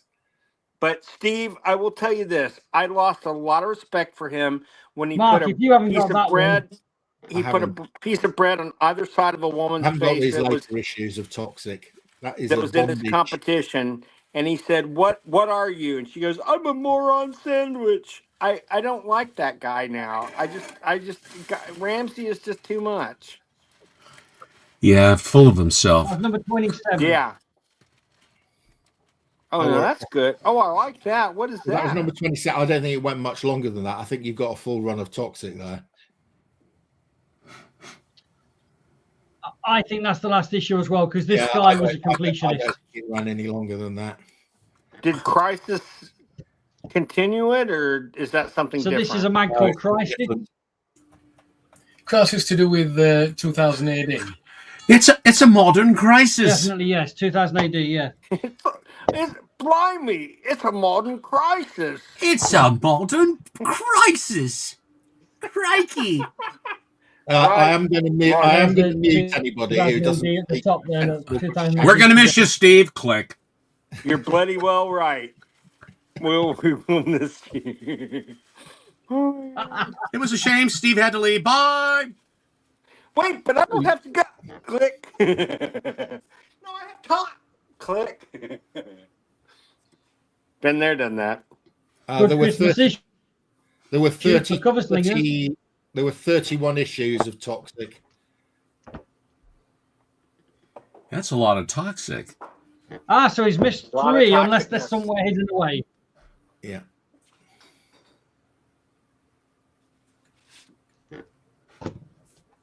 Now, I think Crisis has a Grant Morrison, that's you, not Crisis Jim has a Morrison. significant first appearance in it. Morrison Vallely. Oh, you're kidding me. That's not Bill Vallely, is it? It's Oodgalali. Oodgalali. Is it really? I don't know. I think it was Bill Vallely. Maybe I was wrong. Maybe it was Jim Morrison. No, I think. Oh, wow. Jim Morrison. Wow. Lizard King. His father was a admiral. Yes. Yes, he was. And very accomplished. And strangely very proud of his son, believe it or not. I give him great Now props it's for that, for the differences in their whole And it's lifestyle. increased in size. Yes.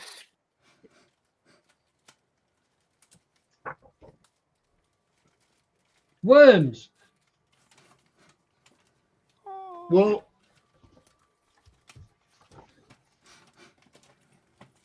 Milo Manara. Milo Manara. Crisis Probology UK style. I say, Milo Manara.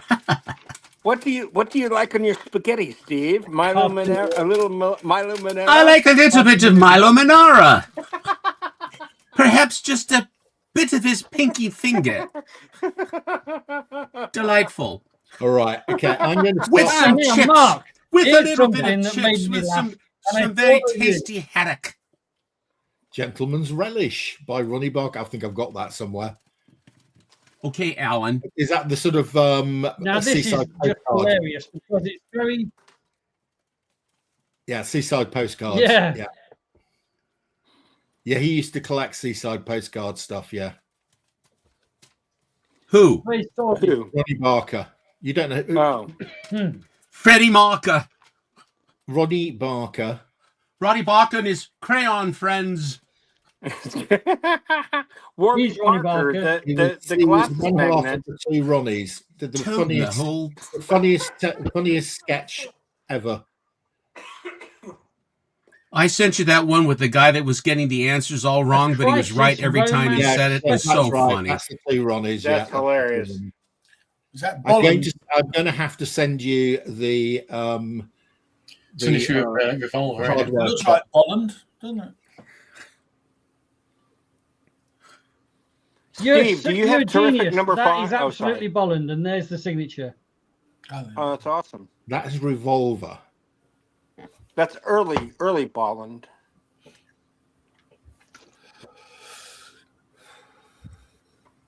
This Espresso. looks like another Mignola. Crisis Presents. Can you put that Revolver on my pile, Darren? Derek, did you hear him? Steve asked you to put It's that on his Revolver. pile. Okay. That romance one that Bolland one that you picked up, I didn't Steve, see a Steve revolver. wants that. Steve wants that. the one with the frog on the front. Oh, Crisis. No, that was an issue of Revolver. The frog. Right, gotcha. No. Oh, yeah. Sorry, I was looking here. Crisis Presents. Yeah, the revolver. Oh, wow.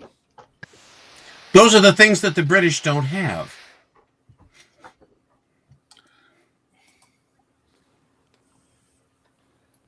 Black Coffee in Bed. Crisis Presents. Famous number 3. squeeze cut. Then where's Kyle when you need him? Or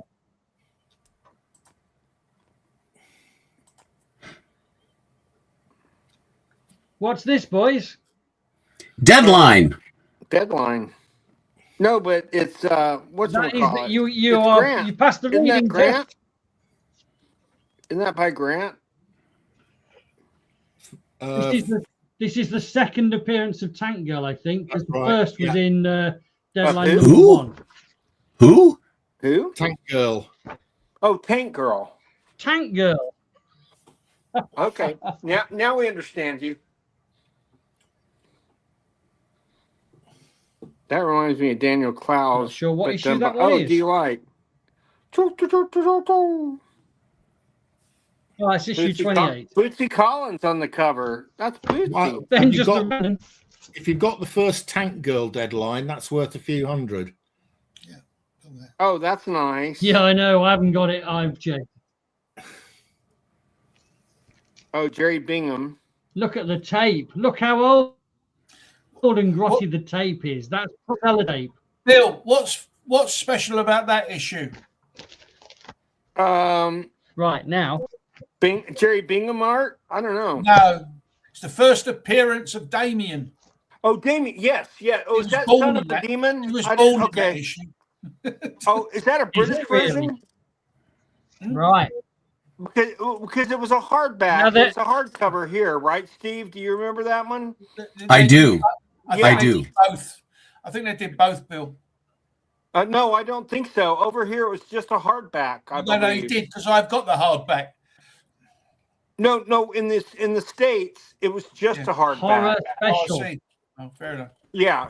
It was not a floppy ever in the States. Oh, Yeah, it was very unique. It was the first hardback graphic novel, I believe. Yeah, Or I one love, of the first. I love Yeah. Rogan. Bill, I've told you before, it Um, was unique. You can't be very unique. You'll sell these.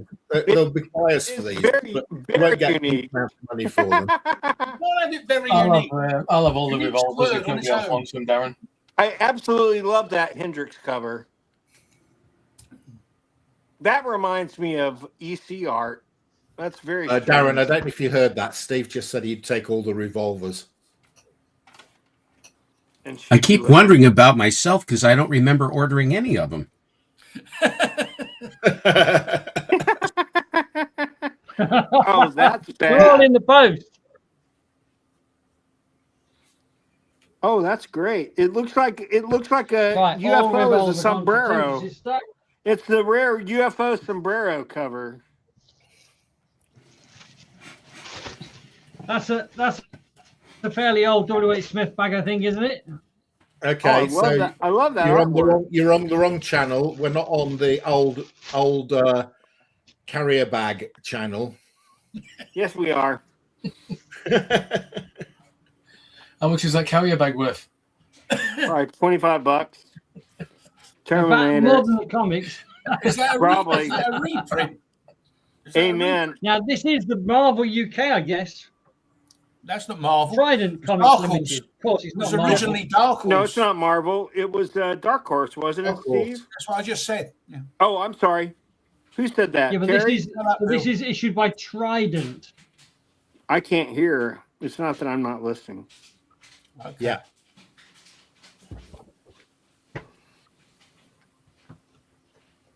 These are near minty. Oh, that's a photo cover. So I'm guessing it's the Dark Horse reprinted. Yeah. In the UK? Yeah. So Don't know. I don't know for sure. Trident's got the rights off Dark Horse for it. Yeah. Oh, wow. Titan was a UK imprint, weren't it? Still is, isn't it? Titan is. not Titan Trident. books as well, yeah. Yeah. Yeah. I don't think Trident's still going, but Titan Oh, is. Trident. I'm sorry. I couldn't hear. I just can't hear today.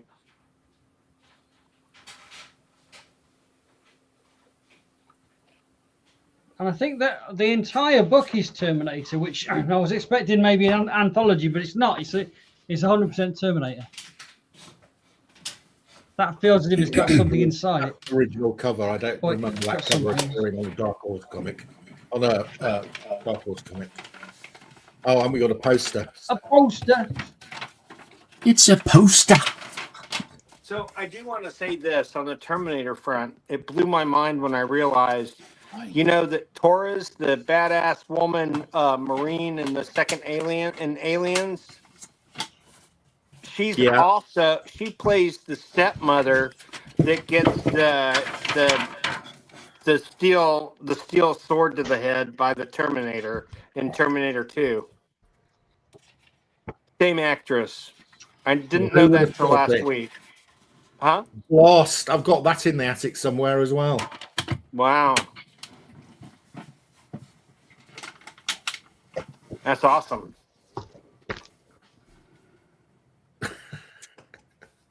I never bought issue 1 of these things. Was that Ranzerox on the cover? Darren, of the last one? Ranzerox? Oh no.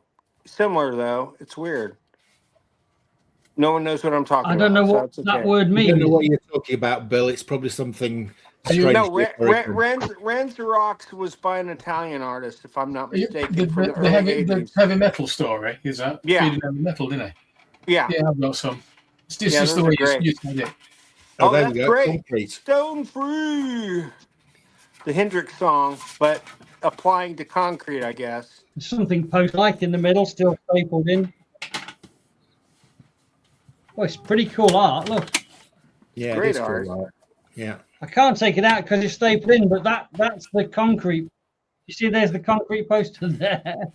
Yeah. Oh wow, that's yeah. And that's on the a back great, of it, it yeah, looks that like came out in kind the of States fizzly. also.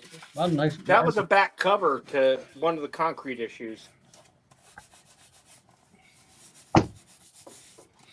Right, let's see what else we got.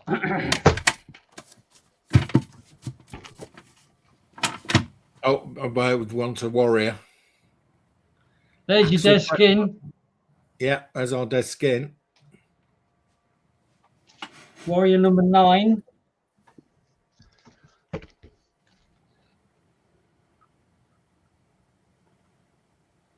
That's very cool. So, what's this guest that you Okay. are teasing us with? Was he? Quiet. Did you mute Stephen? I beg your pardon? No. Yeah, it was Steve. Oh, no, Or here no, he is. So, this guest you're teasing us No, that's with. interesting. Look, Okay. Oh wow. Yeah, that's a bit gold key like. oh, look who's on the front of this one. Miracle Man. Marvel Marvel Man. Man. Marvel Man. Whoa.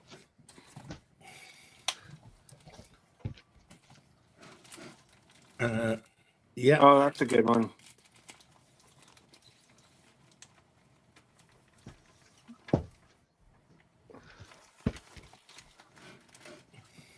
Well, that's nice That's art. nice cover. That's- That reminds me of Yeah. Frazetta. It does remind No, me. it's not. It's not Frazetta. It's not Frazetta, but it's Frazetta. It's after yeah. Frazetta. I don't think it is. Is it John? It's more Is simplistic. it John Bolt? It may be John Bolton. It could be. Yeah, Michael's brother. I'm kidding. I can't see a signature. Oh, what's this? Jeez Louise. It's not the field pedigree. That's a though. hardback. Okay.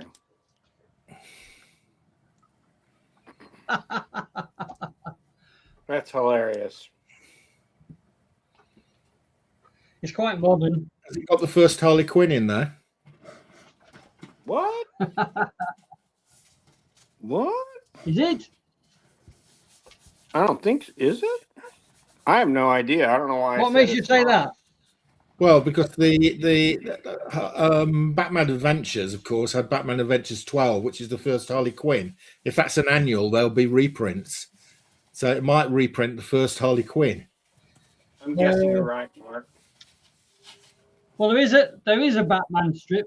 And it may warrant further investigation, but I'm going to say no. I don't think it is. Here's some nice fucking stuff. This is totally different. It's nice, What is it? but it's text from the looks of it. I don't know. It looks like it's one of these fantasy universes that someone creates, some author, and then somebody sort of has multiple editions of it. So I honestly don't know what it is. It's But there are a few books in here of this set. Yeah, it's Arthurian Legends. They're pretty heavy and they're pretty nice. Yeah. You might get £1 for them. Right, what's and then there's this last one. They sure weren't a quid when they were Mark. new. No, they weren't a quid when they were This new. may interest you. Those look like those Time Life series, doesn't it? Yeah, but the heavy duty ones, yeah. Yeah. Someone spent a lot of money on the graphics and the paper and the Yeah. processing of those things for sure. Too bad the innards weren't nearly as good. Is that a poster? An No, extra that's a large fanzine. comic from EC. It's just a print, isn't it? It's not a comic. Is it? If I'm not mistaken, that's probably the Oh yeah, Ross those are the Cochran. large It's Ross size ones they Cochran, did. isn't it? Yeah, it's Ross Cochran. Yeah, it's the large size ones they did. Yeah. Yeah, it's the large Ross Cochrans. If you look in the inside, Ross and Cochran, I'm yeah, sure Steve's very familiar with Ross Cochran. It says We became advisors together in 1995. That's right, and I forgot about that. So he really knows Russ Cochran. really nice. May he rest in peace. May he Good guy. R.I.P. Yes, may he R.I.P. And then the last random. R.I.P. S.P.E.C.T. What the hell? Wait, no, This is a that's big book. the song. I own that. That's a good one. The Jules Pfeiffer one was the first one I remember as You a own kid. that? Me too, and that It's a was biggie. my first. That was my first foray into Golden Age, Steve. Me too. Really? Oh, that Yeah. makes me happy, dude. Well, my That's cool. dad had some older books that survived, but the Superman 17 for one, but I was missing the cover and a couple wraps. Now, Mark, this will definitely interest you. What, a frog? I think Yeah. I own that too. Art. Well, you know, I think you've got to be careful here about being rude about people's sexual tastes. The fact that I like frogs doesn't make me a bad person. That is really too much information, Mark. No, but the No. fact that you absolutely love No, I was SpongeBob, thinking that stuff like makes that. you a pervert. I'm kidding. Story.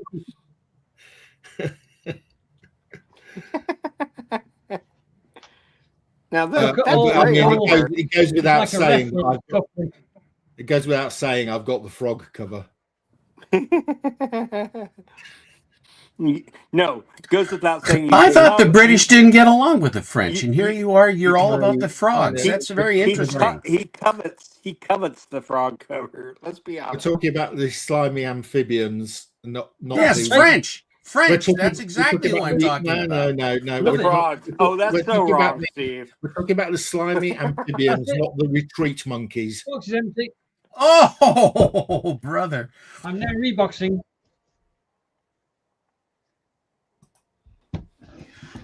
I have a few things I'd like to show, Mark, I if was you going let to me. say, I know it's a stupid question, but do you have any comics to show us, Stephen? Oh, beg your pardon? He does. Um, Hey, Steve, I want to ask you something real quick. I have to show something first, Bill. You always you take all my time. I can't talk to you now. You Okay. remember the Dark Knight? This is the hardcover that was the big coveted thing back in the day. You could get the four first, and then they put them all together, and you had a signed frontispiece here that was signed by Frank. This one is issue number 3421 out of, there were 4,000 of them made. You couldn't get them. The rarer ones are the ones that were given to the people that created them, and they are artist proofs. And this is an AP artist proof right here. Wow, that's nice. Whose copy was that? I can't tell because they haven't found the body yet. Okay, right. So, just interesting promotional things. I think you will appreciate this, some promotional stuff. Here is one of the very first promotional things ever done was by Kellogg's, and this was, you could get this with your cereal. And inside there's this thing that you can change their costumes and stuff.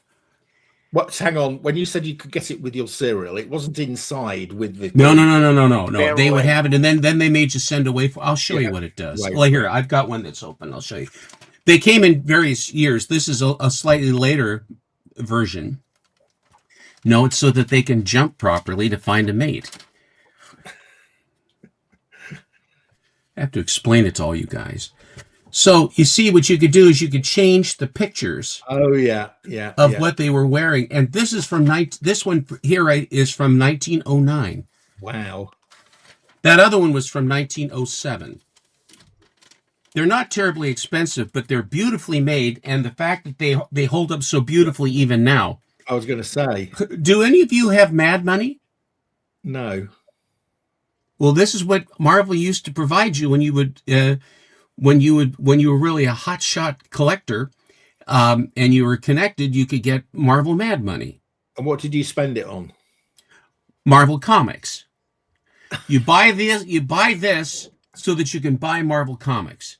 It's a master of marketing genius. Now, the best advertisers for promotional stuff was Fawcett. DC, Timely, none of those guys even came close. Here's one of the famous glider sets. Oh, I've seen these. Nice. Here's one that's called a ski jump. Are these all sort of you assemble them from cardboard? Yes, the paper is right here. Yeah. Here is a picture puzzle. These were sold right next. These were all point of sale right next to the 10-cent books. Impulse buys. Yeah. Here is the Rocket Raider. You've seen all these, Mark? I've never seen these before. Steve, that's one of the rarer ones, isn't it? The Rocket Raider? Yep. Yeah. Here's one that's really rare. Here's a tattoo set. Oh, that's wow. Very rare. Funny animals tattoo transfers. Did that come in? Oh, no, you paid 10 cents. No, you had to go get it. They were folded up inside this little folder here, and they were sold again right next to the stuff.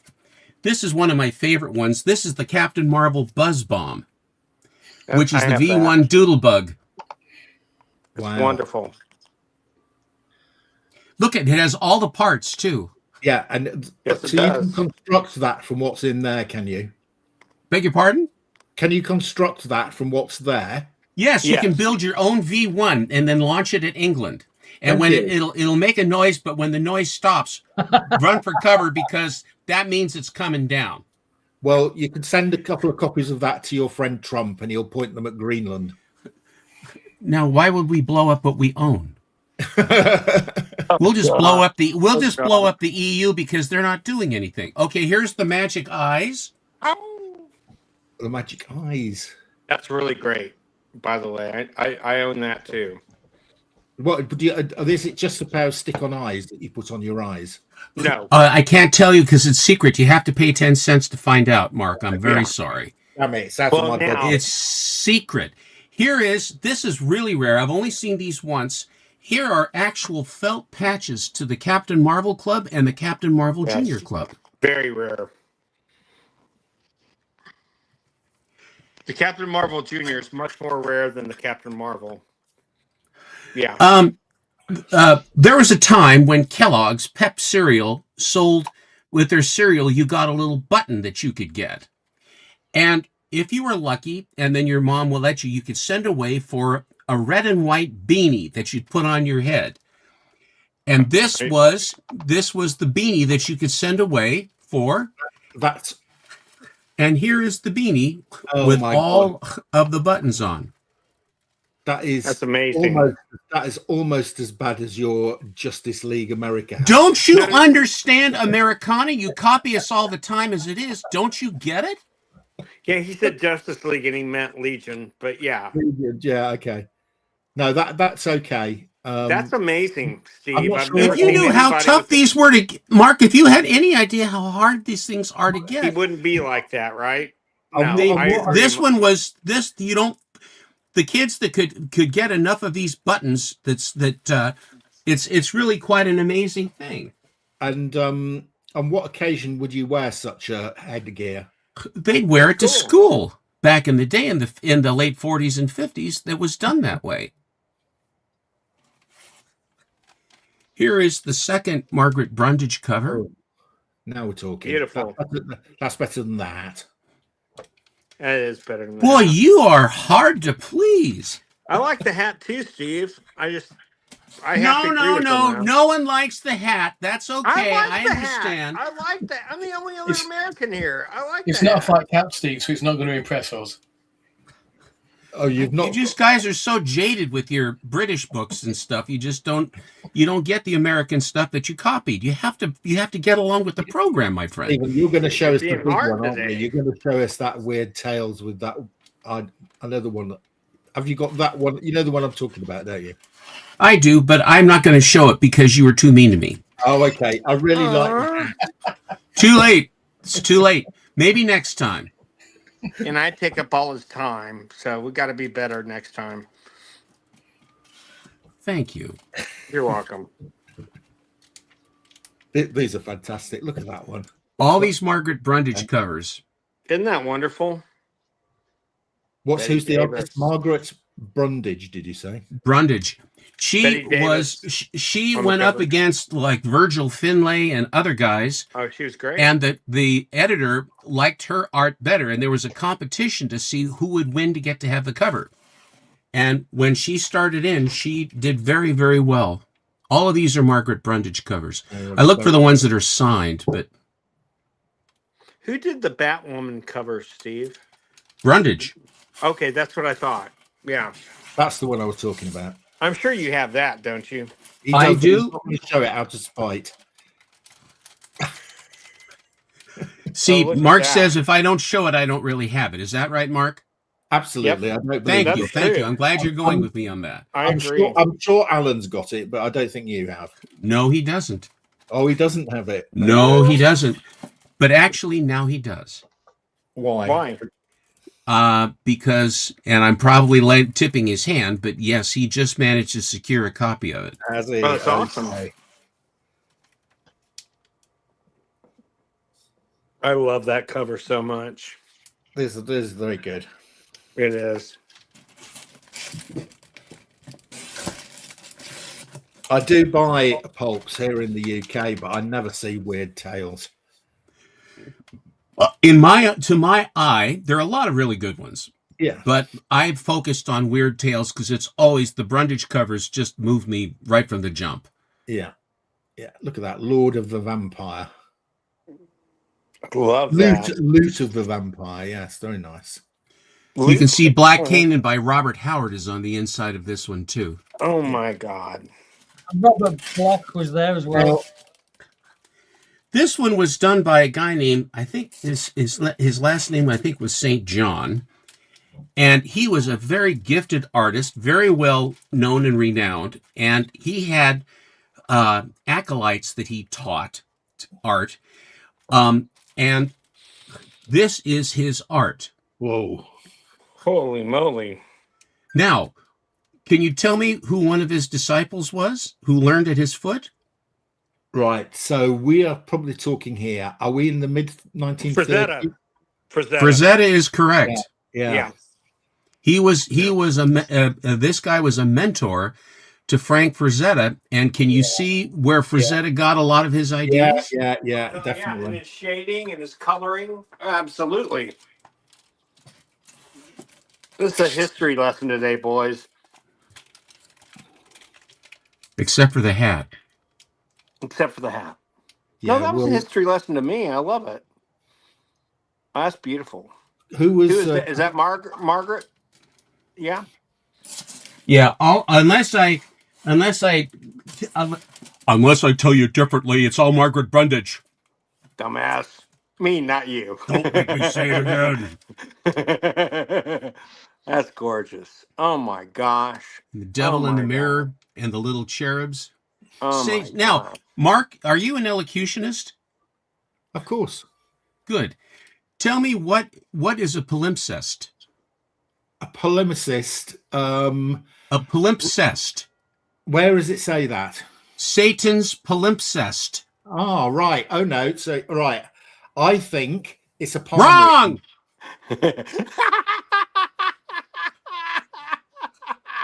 Say it. You say it. What is a palimpsest? I think it's somebody who reads your palm, or it could be a masturbator. It's not a palmist, and it isn't the other either. My goodness, little ears. And it's late over there, but little children are watching this. They aren't. One of the They authors aren't. on I that one, promise Steve, you, was they are very not. important. No, My Very goodness, important I author listed on I the cover. try to Stephen, illuminate you. I try to Stephen, illuminate you, and then where do you Stephen. take me? Right down into the gutter. We're They're no not Coco watching Lemon. us. We They're have not nobody watching under us 5 to get watching. You don't know what a palimpsest is. You can look it up and then say you know, like Mark, like Alan. I'm sorry. Tiger Cat. I don't hear the keys ticking. Come on, I want to know what you know that you know it. A Syracusan mathematician or something or other. What? Yeah. Yeah, a Pardon my Syracusan Bring it up again, and mathematician. we'll vote on it. Oh wait, is that it? Is it an electorate thing? Is that right, We'll Stephen? vote on it. A mathematician? Oh, sorry. Never mind. You threw me off. God, look at that cover. That almost looked like Kelly Frias. Now, this one I think is George Finlay. I got this because I just thought it was a killer book. Was George related to Virgil? Yeah, Virgil was his uglier younger brother. No, it's Virgil Wow. Finlay. It's Virgil. Oh, it is Virgil. Okay. You're stupid. And then Why am I the listening youngest to brother you? was Claude, I think. Claude Finlay. Lyle says that it's a manuscript. He is correct. Well, Yeah, my but definitions were much more interesting. Well, I know, but you guys just go right for the jugular and other parts of the anatomy further south. It's just difficult. so Steve, you know who their left leaning sister was, right? Maud Finley. Remember Maud, the TV series Maud? Her name was Maud Finley. I thought it was Hermione or something like that. No, that was her maid. Was Hermione. I like all these wolves. Aren't they great? They almost look surreal. Her face, the faces look. This is very typical of her faces. She's unaffected. The face looks unaffected by the wolves. Things are getting bad for her here. Oh, it's beautiful. Howard's in this one as well. Does she? I haven't had a chance to really examine the faces here. Is it the same face? It's very similar. She had a really good face that she ran with. This one looks dirty around the edges, but it's not. It's a fancy border of some sort. I don't know why they did that. And you can see there's Brundage right there. You can see the signature. It's fairly It didn't look dirty in old the to me. centre as well. I get the trim. It looks good. And I think it's a great looking cover. The Carnal God.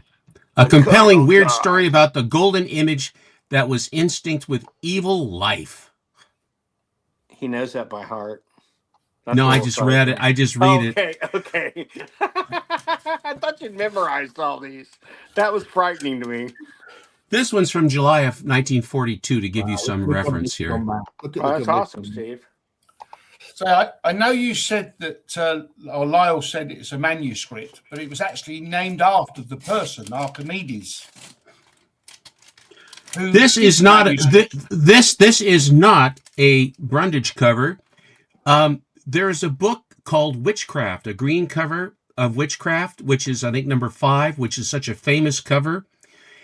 The artist that did that cover did this cover to this pulp. Can you tell me who he was? Can you give us a close up? Can you move it a little closer to the camera? I know there's no signature on it for you to type it off of. I'm sorry. No, that's not. No. I wanted to try to look at the style. No, I never look at signatures. I look at the style. It looks. It's hard to say. It looks like about 3 different artists to me. I'll tell you. Okay, tell us. Kelly Frias. Kelly Frias Oh my did God, the cover was to that actually Witchcraft. My first guess.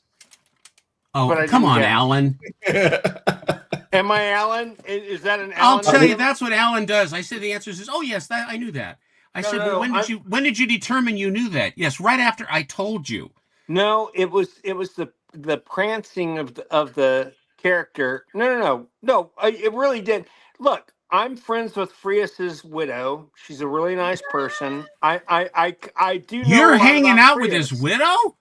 Yeah, I mean, she's remarried now, and Bill. I'm not really hanging out with her. But she's like 80. I mean, I get. Hey, God, Steve, you're a naughty, January, naughty boy December today. weddings are some of the happiest. No. That's wrong. Oh, Do that's. you Oh know my the God. do you know the significance of this issue of Marvel Stories? Yes, it bled into Marvel Mystery somehow, right? No, it's something much more direct. Tell me. This has the basically the concept story for the origin of Captain America. Oh my God! And what year was that?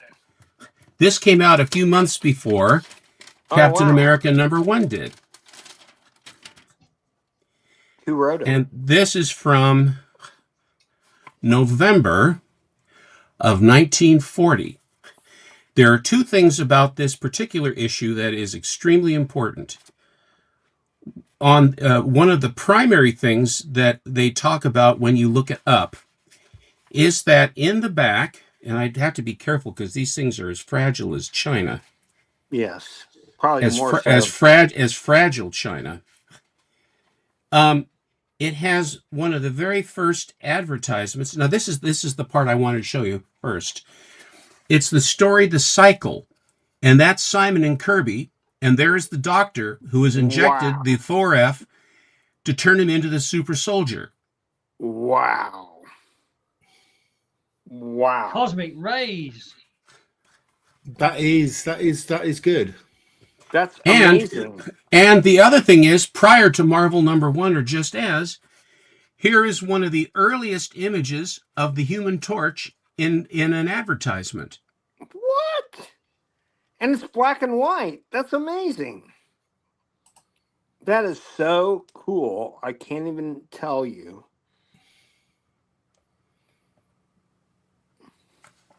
So this one, if you see it, is one that you would definitely want to buy.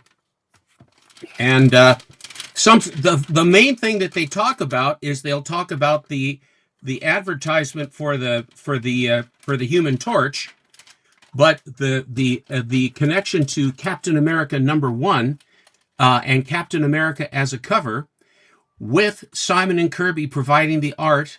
It's a very important one. Can you show us the cover again? That one. Here Right. it is. Yeah. That cover is November of beautiful. It's November of 1940. And didn't Captain America come out just 1 month later? Yeah, it actually published. Now this says November, so it probably would have been in October sometime, because they're always like a month ahead, give or take. Right. So it was in December of 1940 that Captain America arrived on the newsstands. March 41. No. It would have been let's see, December of 40, and then I think it had like a January or February of 41 cover date. Okay. No, that's what it is. I think it's January, if I'm not mistaken. Here is the secret code folder from the Superman of America Club. It's amazing. Some guy had a. Hang on a minute. What did the secret code open? What did it open? So, like in the comic books, they'd have set your decoder to Venus or Mars or something. Oh yes, right. And it would change that, and it says, "Be sure to drink your Ovaltine." Yep. And the thing that kills me about this, it says, "If found, please return to the following address." Yes. Here, if you find my secret code, will you send it to me in the mail? Postage paid. Of course you will. Is that After the Nazis funniest write thing? everything down, you know. Here, let So me. I know I've asked you this before, Steve, but do you own the Superman Tim ring? Do I own the ring? The Superman Tim ring. No, I do not. I do not have that. I have a Huckleberry Hound ring, but I also have. Oh, that's what you told me last time. Okay. But I also have the original 1941 marked button. They repopped these in the 60s because they had the club again in 1961. Right. So, but this is an actual original from 1941, and it's marked 1941. How do you discern it? Just by the copyright? Yeah, the copyright is the easiest way. Because you can buy these. The buttons are the things that live the most. The paper stuff didn't. I have all of the information from. I mean, I have the entire kit. I have them in Mylar sleeves and stuff like that. It's just fun stuff. But they was mismarked. The guy had his entire collection of stuff that he put up. Here is the mailer that it came in. They still had the actual mailer. Amazing. And here is the letter that he got congratulating them for coming in. Yeah. That letter alone is worth a lot of money. And the guy who actually got all these things had various other things that he had with. He had his official Mickey Mouse Club card.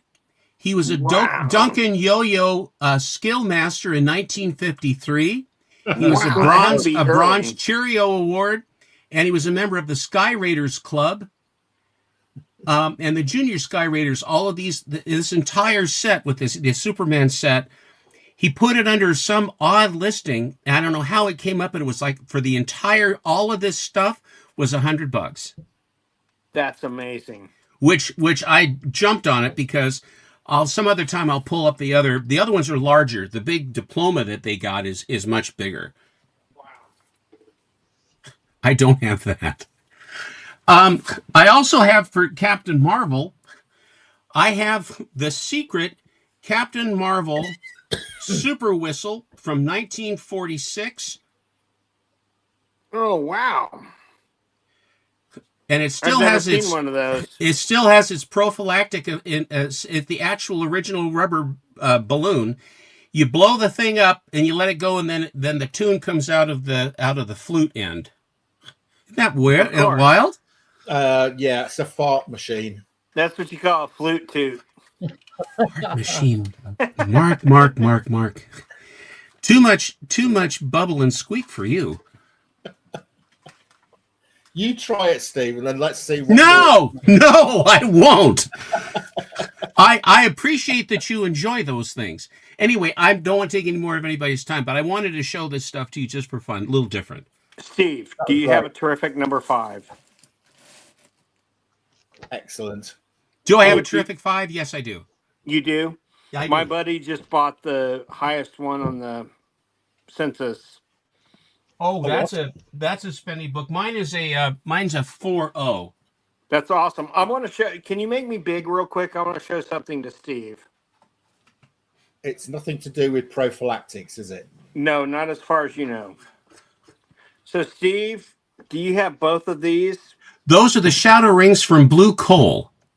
Yes, but there were 2 versions, and I have both versions. One glows a little bit different in the dark and is more lumpy. Yeah, the one in your right hand. This one or this? No, that lumpier one is I think that's the first one from Blue Coal. Okay. Yeah, they both look great, though. I mean, they're both amazing. And then I want to show you these. Hold on a second. I pulled out my rings just because I thought you would appreciate them. I have the Roy Rogers branding ring. Very cool. Have you just been raiding Blanca's ring box? No, I have not. Why would my wife have these, for crying out loud? Probably because you gave them to her as an engagement ring. Yes, I might do that. Is this Roy Rogers? I think it's Roy Rogers. It's Lone Ranger. It's the Lone Ranger binocular ring. Or telescope ring, rather. Have you ever seen that? Yes, that is a very cool ring. It is a very cool ring. Then I have this is the Flash Gordon. Something. The Eye of Sargon. No, it is not. Don't people are listen to you, man. The Eye of Sargon. You're talking about the Eye of Sauron from the. This is a Flash Gordon ring, and it's something of Saturn. I can't remember what, but okay. I was hoping Steve would know which one it was, but it's very well made. Very cool. I got that kind of late, and what else do I have to show you? This is It's Sky King no, it's not Sky King. or Captain Midnight? Captain Midnight, I believe. Yeah, and this one you could show strips through it. Oh yeah. Well, I do have something that you might haven't seen. Oh, show me.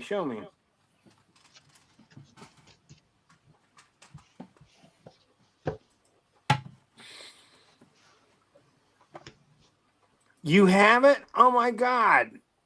That is fantastic. Do you have the film strip, Superman film strip projector thing? I used to own some of the film strips. Oh my God, that is fantastic. With the original battery. Holy crap. So these are all views. You could get the action adventure one, or when it was closer to the World's Fair, you got the 1939 World's Fair Cineviews, where they basically have all of the, you take your walk around the 1939 World's Fair, and it's embossed on this side, and this thing comes out, this will come out and go back, and it has a lens on the front here, you see? So you get close to the wall, and then inside here, you put this side comes out, you put it in the battery, and then when you pull the trigger, it turns the light on, and then you get close to the wall, and then you in a darkened room, and then you slide the film goes through, and it feeds out of it. Yeah, that's crazy. Have you ever seen a crypto ray gun? No. Finding the box is the hardest part, and it's a really? very substantial box, and it has copper end pieces to hold it together. Wow. Bulb, battery, lenses, 7 Superman films, but I have the one for the World's Fair, maybe 39. And then amazing. What is it number 94 of? This is the one that came right after 93. It's a product catalog for the company. Yeah. Was it also the one that came right before number everything. 95? And it was just before 95. I hope I cleared that up for you. You're so good, dude. Such a scholar. This is how you guys know your comics. It's amazing to watch you at work. Such a freaking scholar, Steve is. So, Superman Crypto Ray Gun. Now they made them in 1941, but they didn't have any of the fins on the front, and it just looked like it looked similar in body. It wasn't. I showed you that they basically, even the first series of these, they only made one series. This is Daisy, where Superman is embossed on the side. You see? Yeah. Now, I recognize the name Daisy because on quite a lot of American comics, on the you can't buy a Golden Age book without Daisy on the back cover or somewhere. Daisy made firearms for children, basically. Well, BB guns. Well, yeah, and I wasn't trying to be a dick about it. I owned a BB gun, and I love BB guns. What the heck? This was the Superman costume, not my very one, but this is what I wore in 1964 on Halloween. Holy moly. Why does it say Ben Cooper on it? Because Ben Cooper is the company that produced it. Ah, okay. And he had the licensing rights to all of these. Now, how would you like to be the Spectre and then have Mary Poppins be on your side there? Isn't the box amazing? Yeah. Did they make a Spectre costume? I don't know, but they've got the graphics. They got the Batman, Superman, and look at the vintage of these images. So do you know what Ben Cooper? If you put that costume on, you can walk around pretending to be Ben Cooper. Yeah, I do. I turn myself into Ben Cooper. Actually, when I put on the costume and I put on the red mask, my grandmother, we had an extra room where my mom's mom would stay with us until she got an apartment in Portland. This was about 1966, I think, 65, 66. So I put it on my red mask, and it had a cape that came around. You tie it on that, which was hard because you always choke on it. But then I saluted myself in the mirror for quite a long period of time. being Superman. I had to salute myself, and it. And by this time, I was an old hand at Halloween because I figured out that if you take a pillowcase, always worked better than a paper bag. Amen, brother. Because you get your sweaty hands and it tore and all this stuff and what have you. And of course, back then they'd invite you into the house for cider and popcorn balls and fun things like that. You can't fresh cookies. They'd be baking cookies as well as, people had candy, but one guy gave away big boxes of Cracker Jack and all that stuff when I was a little kid. Holy moly. But now the situation has devolved. Here is a very solid silver Diamond International Gallery X-Man ring. And here is my Huckleberry Hound ring when I got my Huckleberry Hound Club Awesome. thing. From Kellogg's? Indeed. So, Steve, why is Did you Ben get that for Cooper... eating a lot of cereals? Yes, he did. Did you even have breakfast cereals, or did they just feed you like hay or something over there? Oh, you're so stupid. That's funny, though. Yeah, it was really good hay, though. But I want to say this: why is Ben Cooper important? Why is Ben Cooper so important to Marvel? You had healthy cereals, so you ate a whole bunch of grape nuts with eggs on it, right? That's right. And all the girls really wanted to hang around behind you when you got about 2.5 hours later. Is that correct? That's what I thought. Absolutely. Thank you. So, Steve, why is Ben Cooper important to Marvel Comics? Because he made all these funky little costumes about them.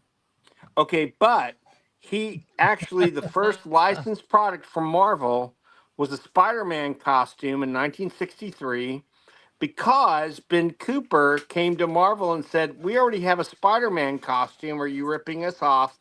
And they said, no. And he said, well, will you let me make a Spider-Man costume with no fees? And they said yes. So in 63, the first year that the Amazing Spider-Man came out, they actually had a Spider-Man costume. Oh, that's interesting. And the 1963 costumes are worth a fortune, up to $50,000. Wow, that's a lot of coin. It is. This is Ray Krinkle. Do you familiar with the artist Ray Krinkle? No. What was Quality brother, Comics? Quality Comics? Was his brother the Crinkle from EC? But this is a design sketch that he did. Okay. That's awesome. Is that Roy's brother? I think this is Roy Krinkle. Oh, Roy Krinkle. Okay, gotcha. I misspoke. Roy. It's Roy.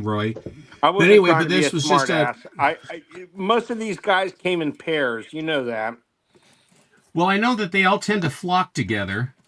No. There were a lot of brothers in the industry and brothers and sisters like the Severins, but that's all Did I show you that I had a Kellogg's Pep hat? I know. Yes. Ho-hum. Can you show us one with Ho-hum. I actually have two. Oh, is one green? No, they're both red. There were some that were purple, too, depending on when you got them. Okay. They were very, very collectible, very rare. Purple ones, too? Yep. Wow. I learned so much on this show. I didn't know because it was the next one next to the listing. I always thought they were red and white, but then they show the kids going to school and wearing them, and they'd also would wear these buttons on there, but the mothers didn't like them. See, the reason why the beanies came is this: the kids would get these Pep buttons, and they have a pin back, and they would put them on their shirts or their sweaters or stuff, or on their shoulders or anywhere they would put them, and they'd tear the clothes up. And the mothers complained to Kellogg's, and Kellogg says, okay, what we're going to do is we're going to come out with a beanie so they can put the pins on the beanie so it won't wreck the clothes for the women, for the family. Right. And that's that's what they did. Also, one last thing. Betty Boop is quite something. Yes, she is. And her first appearance, she was tangled up in litigation, and this is what stopped her from getting the credit that she deserved. Now, I don't generally go after big little books or anything like that. I don't really do that. But here is the very first appearance. This is the first appearance of Betty Boop. Oh wow, very nice. in Max comics. Fleischer, and this is from I think 33 or I think 1933. It even still has its spine, Yep. and it has now. Bill, don't say anything. I won't. Mark, there were two characters that were Oh, associated with Betty Boop. Who were the two that were Oh. associated, and what were their names, and what were they? Okay.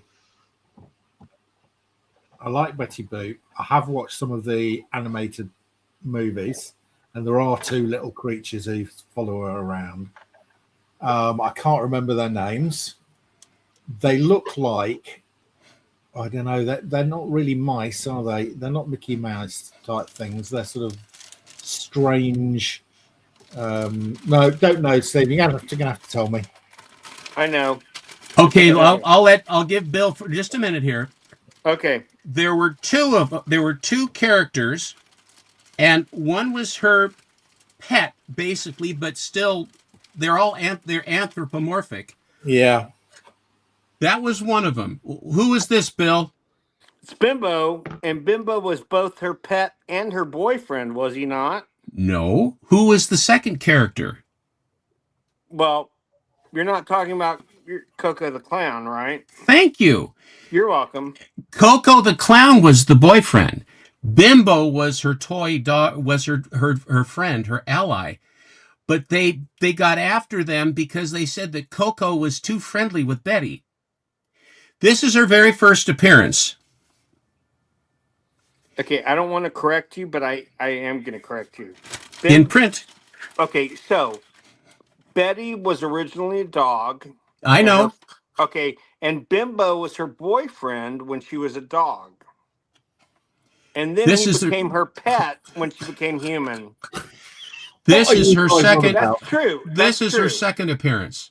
Yes, but you know I'm right, right? Or I hope you know I'm right.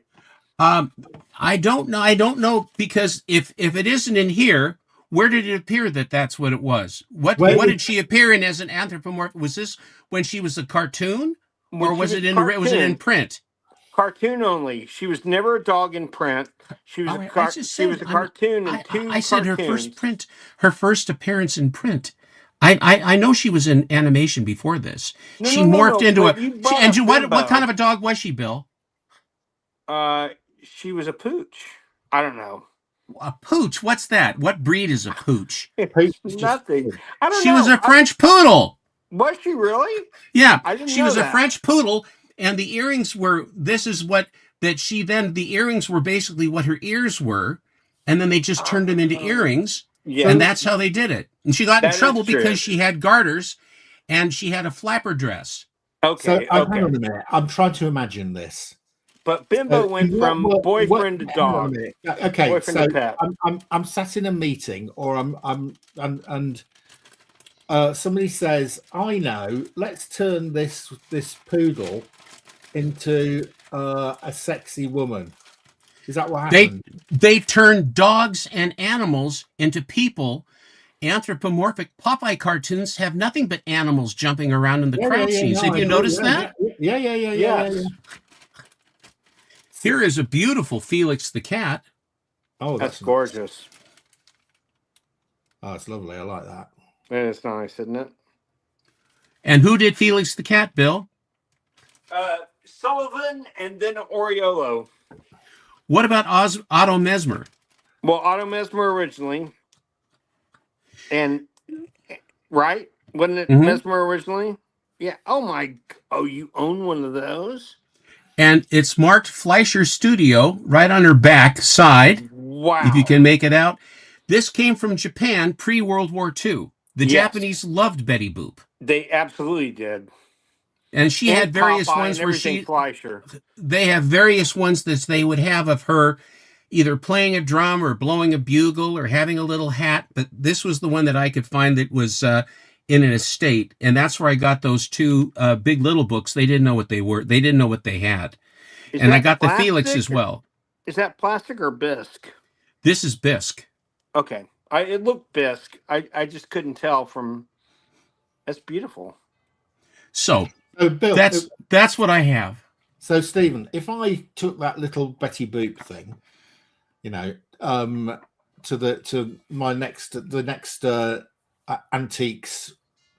antiques road fair. You know, I don't know if you've ever watched the British program Antiques. What is it called? The Antiques program on BBC. Yeah. Antique Roadshow. Antiques Roadshow. I took that little Betty Boop thing there. And you know, one of the presenters said, "Oh, this is only worth £100." Would they be wrong? Shit. He'd be wrong. They would be certainly getting a hell of a good deal on it if they got it for £100. Yeah, agreed. The survival rate of these is not very high. Very low. The estate that I lucked into on eBay had just started, and they were the executors of the estate, and even the executors, the people that were handling the auctions. And you realize that the people that do those get a percentage, so they always will go with, but they didn't know what they had. No. So I got all of these. I got these all very, very favorably. Yeah. You know, $100 or something like that for, you know, I mean, it's just to find them in this kind of condition. Yeah. No way. Is very, because Betty ran into 3 problems when she really became super popular. Paramount, that did Popeye cartoons, had Betty Boop. And so Paramount said, we have the rights to it. Then Fleischer Studios said, no, we produce the cartoons. We own her. And then King Features, I think, who it was the person that had the rights to print her, said, we have the rights to it. And so everybody wanted Betty Boop. Yeah. And then all 3 of these agencies collided, and that's why there are no Betty Boop. See, and this is Whitman, but this is King Features was involved doing the Big Little books. Yeah. Because they were they had the license to the character. Yeah. So, but it was only the license for that. They said, no, it translates over into this other. So all 3 of these factions are going back and forth, and the creators of her, although I think they were under contract, all the 3 of them are going around and around and around with litigation, so nothing happened for decades. Yeah, okay. Right. Why she's not really bigger than she should have been. Well, understand how big she is now. How much you can't turn around without Betty Boop memorabilia and Betty Boop stuff and full-size statues of her and all this other stuff anymore. And you know, Boop did quite well. I mean, it only lasted 6 months, sadly, but the musical, it's going to live on. It'll probably be animated and recreated that way. But have you heard about that? I'm sure you have, Steve. Boop the musical. Yeah. I can't think of the guy's name now, but he's one of the more famous. Foster. Foster was created the soundtrack, or the what do you call it? Not soundtrack for a Broadway musical. The music. Oh, that's gorgeous! Is that a new one? No, this is an old one. This is an original. Lady Penelope and Parker in Fab 1. That's the original from 62 or 61? I have a fancy one with the fancy repop. Here's the back of it. It's great. Oh, that's the 40th anniversary. Okay. Now this is where you get your British accents from, isn't it? From Lady Penelope. I say, Parker, can you take take us down to the launch site? Oh dear, there's a secret agent on the missiles. Dude, you're killing me, Steve. And anyway, just well said. This is something you really won't see. Superman was licensed by Saulfield, Saal Field. Thank you. And they did all manner of stuff with licensed stuff. But here are from 1940 are licensed Superman puzzles. And they had a sale. Here is the original box. Oh my God. Now, and you will notice, Bill, that the Superman logo is the seagull. Yes, is the Siegel one absolutely. before it was standardized. So that gives you an idea of how early this is. Because he Super would draw early. the Superman, he would draw the Superman logo each time. Onto the And then he whatever finally said, illustration. and then they finally basically then shifted it to the one that we saw for years and years. But this is the first iteration. It's beautiful. Look at that S. And here Stolen are, from a library. they had what, the library tries to make money, but you see, Holy crap. it's like a virgin variant That is of incredible. the covers. And you get 3 in each one. I'll show you just one more on this one. Is that by Whitman? No, Saalfeld. Oh, you already said that. I'm S-A-A-S-A. so sorry. Because Whitman followed that same Those puzzles. Right. model. Oh, it's gorgeous. What's That is what's incredible. The third one? That's a very reminiscent train of What's the cover. third one, Steve? Say again? What's the third one? I'm moving as quick as I can. Oh, no. I'm sorry. I didn't think you were. Oh, wow. That's awesome. Look at that. Oh. That's I have to say that's very that could have been used by Lichtenstein or whatever his name is. I'm going to tell you, Ray Lichtenstein, yeah. Yeah, that's one of the most beautiful Superman pieces I've ever seen. All 3, but especially the last one. That's great stuff, Steve. But there's more than one. There's 2. Pieces. It's kind of swirly pieces. Look at this. Oh, you're killing me, Sawfield. Sawfield.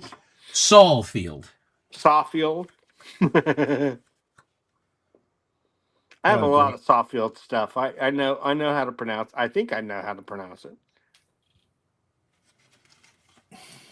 The pieces are cut so unusually. This one is a duplicate. This has this one as well. I also like transogram stuff. And the last one I'll show you is the last one I have. Is this one. Oh, fantastic. I've never seen another set. I've never seen another set of these puzzles, and they're in their original boxes. And they were returned to this desk. I mean, all the pieces are there. On both of these sets. I don't think there was a third set. I'm unaware of there being a third set. But my friend was at the library when they basically were selling them, and as a result, he bought them both, and then he had them for years, and then he finally says, "Would you like these?" And so I ended up buying them from him. But this cut, and I also have, sometime I will show you, I have when Alex Schomburg worked for Whitman Publishing, because he was working for a whole bunch of companies during his career. During World War II, Schomburg did this fighting Americans and fighting this and fighting that, and Whitman would produce their stuff. He put together with his brother August. His brother August worked there as well. Are you guys familiar with August Schomburg at all? No. He did a lot of these aircraft books, were pictures of aircraft, and August's line was much sharper, was much more architectural than Alex's. Alex's has just enough cartoon in it that it has just enough cartoon in it. It makes it is accurate, it is meticulous, but it has just enough cartoony. But anyway, so when I was back as an advisor, we took a bus down from Timonium, where the Diamond International Gallery was, down to New York City. Stop me if I've told you this. And I sat behind Bob Overstreet all the way down. And I spent the better part of an hour and a half or an hour going from Maryland down into New York City for the Sotheby's auction, comic auction, hammering him about that the Sandman's first appearance was in Fair 39. Oh. And I went around and around and around and around with the guy, and he just would not budge. And I had it nailed. It became, I'll tell you what it was. I went in there wanting to, not for accolade, but I went in there because I wanted to make the history right. You know, some people think this, some people think that. I said, I'd like to find out, what it is. And so, long and the short of it, I even talked to the guy that was the editor and did the cover to Fair 39. Was the editor of DC. His name is Vincent Sullivan, or they called him Vin Sullivan. I tracked Vin Sullivan down in 1989 when I was doing this, and I talked to him on the phone. He was in upstate New York. And he says, no, Fair 39 was the first. We had special stories constructed specifically for the New York World's Fair of 1939. And so I hit Bob. I said, look, Vin Sullivan says it is. And then when the Gerber Photo Journal came out, all the books in the Gerber Photo Journal are the Mile High collection from the Edgar Church collection, Mile High. A more complete, beautiful, important pedigree comic collection there ain't than the Church collection. There just isn't. It changed the way grading worked forever. Lion's share of every book that he had is the best existing, and they lived side by side without any kind of wrapping in a case that he constructed, where he put them all side by side in the basement of his house, where it was cold, dry, and dark. And the page, they're pristine, like brand new. They're absolutely unbelievable. But he was specific about the same newsstand each time that he went and picked out the book that he wanted. And the delivery days, which the D marked notation on the top left corner, or right, depending, but left, it told when those books arrived at their newsstand. And so I know exactly when Adventure 39 arrived, and I know when Adventure 40 arrived. And it was 42 calendar days before the fair opened. The book was for sale. The souvenir book, Fair 39, for 25 cents, was on sale when the fair opened in June. And 42 calendar days, it was ahead. And after all of that, he finally had to concede. And the only way he conceded was, he said, first published appearance, because he couldn't stop it. But then he said, see Adventure 40 for the first drawn story. And I said, that doesn't really matter. It's the first appearance available to the public. See, and the other thing too, you could have the first drawn story sitting in a drawer for 50 years. Well, if you find the story and print it, that ain't the first appearance of the Sandman. He says, oh, Steve, I understand what you're saying. Anyway, all I can say is I have one of the only bifurcated origins of, like the Sandman has a bifurcated C, Adventure 40 for first drawn story. I'll take it. I mean, that's fine. But it became a matter of principle after that, rather than, I couldn't understand why he didn't embrace it. But he fought me tooth and nail all the way. It was sort of disappointing, but nevertheless, that's ancient history. But and at that same, as I digress, and at that same convention, I met and shook hands with Carmen Infantino. I met and shook hands with Martin Nodell and his wife, and I also shook hands of Craig Flessel and his wife, and had nice conversations with them. It was really quite something. And then I've been doing the market reports there, but I don't, since I'm not a dealer, I just talk about the things that I found and like, and why I find what I found and how I found it, and why I like it.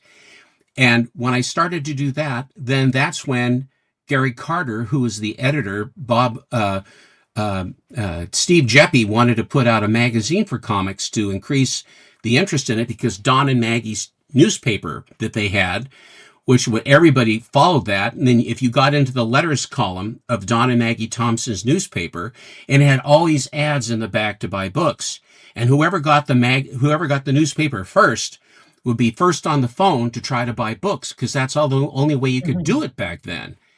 So if you're first, you could get the book. And then you get a hold of the dealers that they advertised, and they would have separate mailing lists that they would do. And again, depending on where you were in geographical location. So if there's a guy in New York that's putting out the list, 9 times out of 10, everything was gone by the time I got the list. But if it came out of California, I was always ahead of them. And there was a certain amount of rancors. Is, oh, who got it? Gentner got it. Oh, that Gentner guy. I still get that. But the other thing was, this is that because I had proven that, they said they put these titles on you in the price guide, and they put me as a golden age specialist. I don't know why I got that. I found out the date. I guess whatever it is. But then Gary contacted me, and he wanted me to be part of a rotating crew of writers that would feature a book or two to talk about, and then it would be rotating about 4 or 5 guys. Well, the other 3-4 guys bilged out, and then it just fell on me, and I was more than happy to write about it. So I was sort of the guy that put More Fun 73 on the map, Fight 35 on the map, any number of other books, because as I would get them, then I would read them, and then I would vibe on them, and then I would have fun writing the article, and I would provide the graphics for the book that I had so that they didn't have to produce graphics. So anyway, I wrote for about I have about 36 issues of the Comic Book Marketplace, and it was a fun periodical.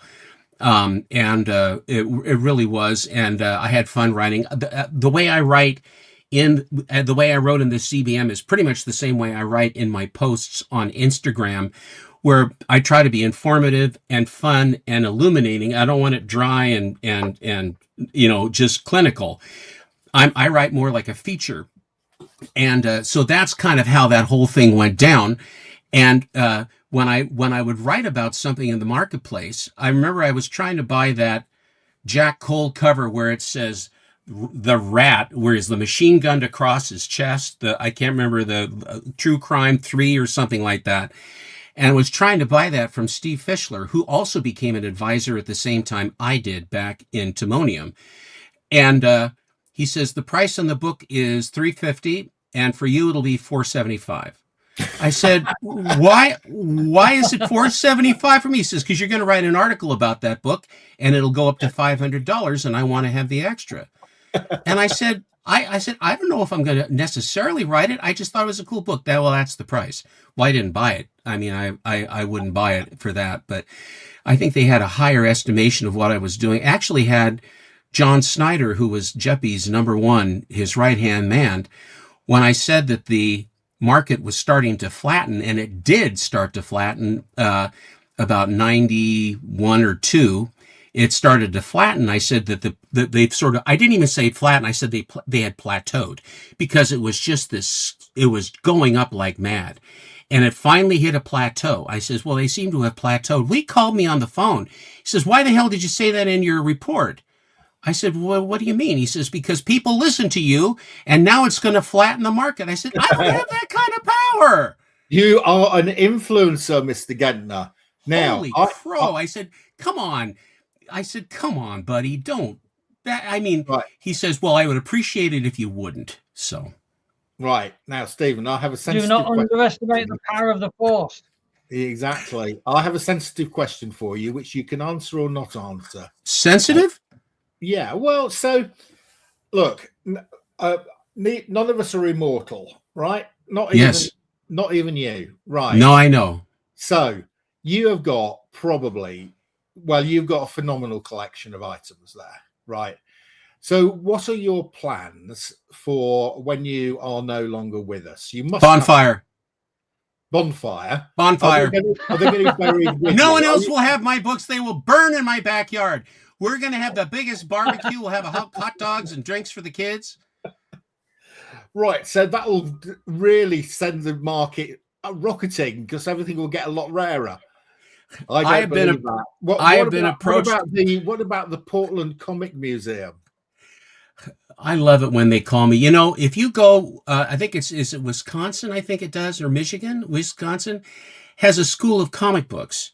Yeah, and all of my articles from the Comic Book Marketplace, they have a whole section dedicated to my writing. Really? Okay. Yeah, and they sent me a letter. They said, Mr. Gentner, we certainly enjoy your stories. How would you like to donate your entire collection to our college when you die? Well, that sounds a very. And I thought, well, thank you very much for the kind offer. I'll sure give it due consideration. No, what will happen is this. I actually, this is what I'm doing.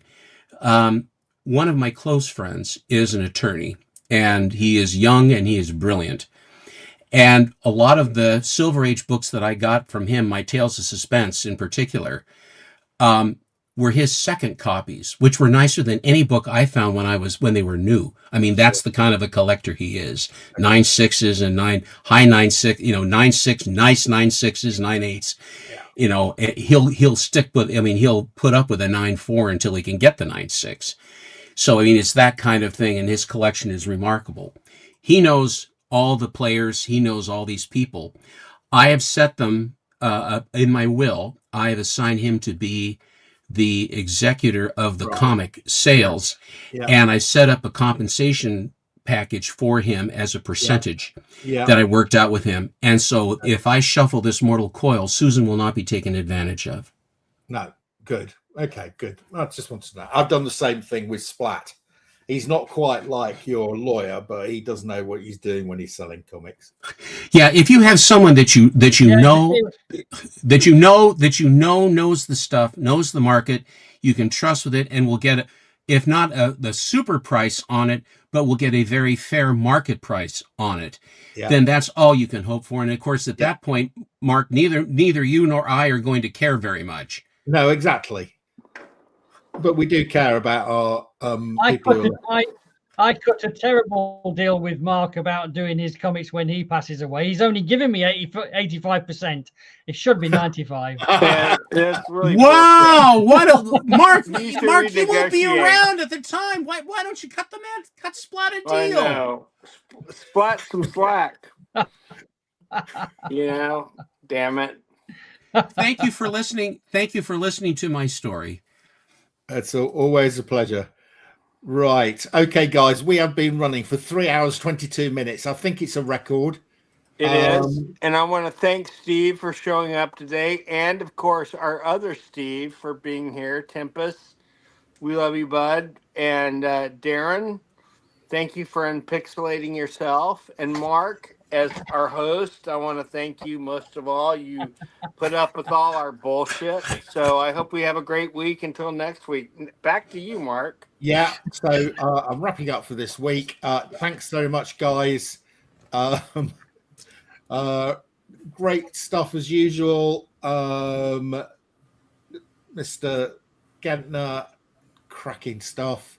And, thank you. A Tempest from Mars. Amazing stuff from Sheffield. I don't know where he gets it from. He's trawling the same waters as me. And if things go well, we might have a nice guest next week as well. I get 50% of it off of you and Darren. So that's it for this week. By anybody who's still watching after 3 hours and 20 minutes.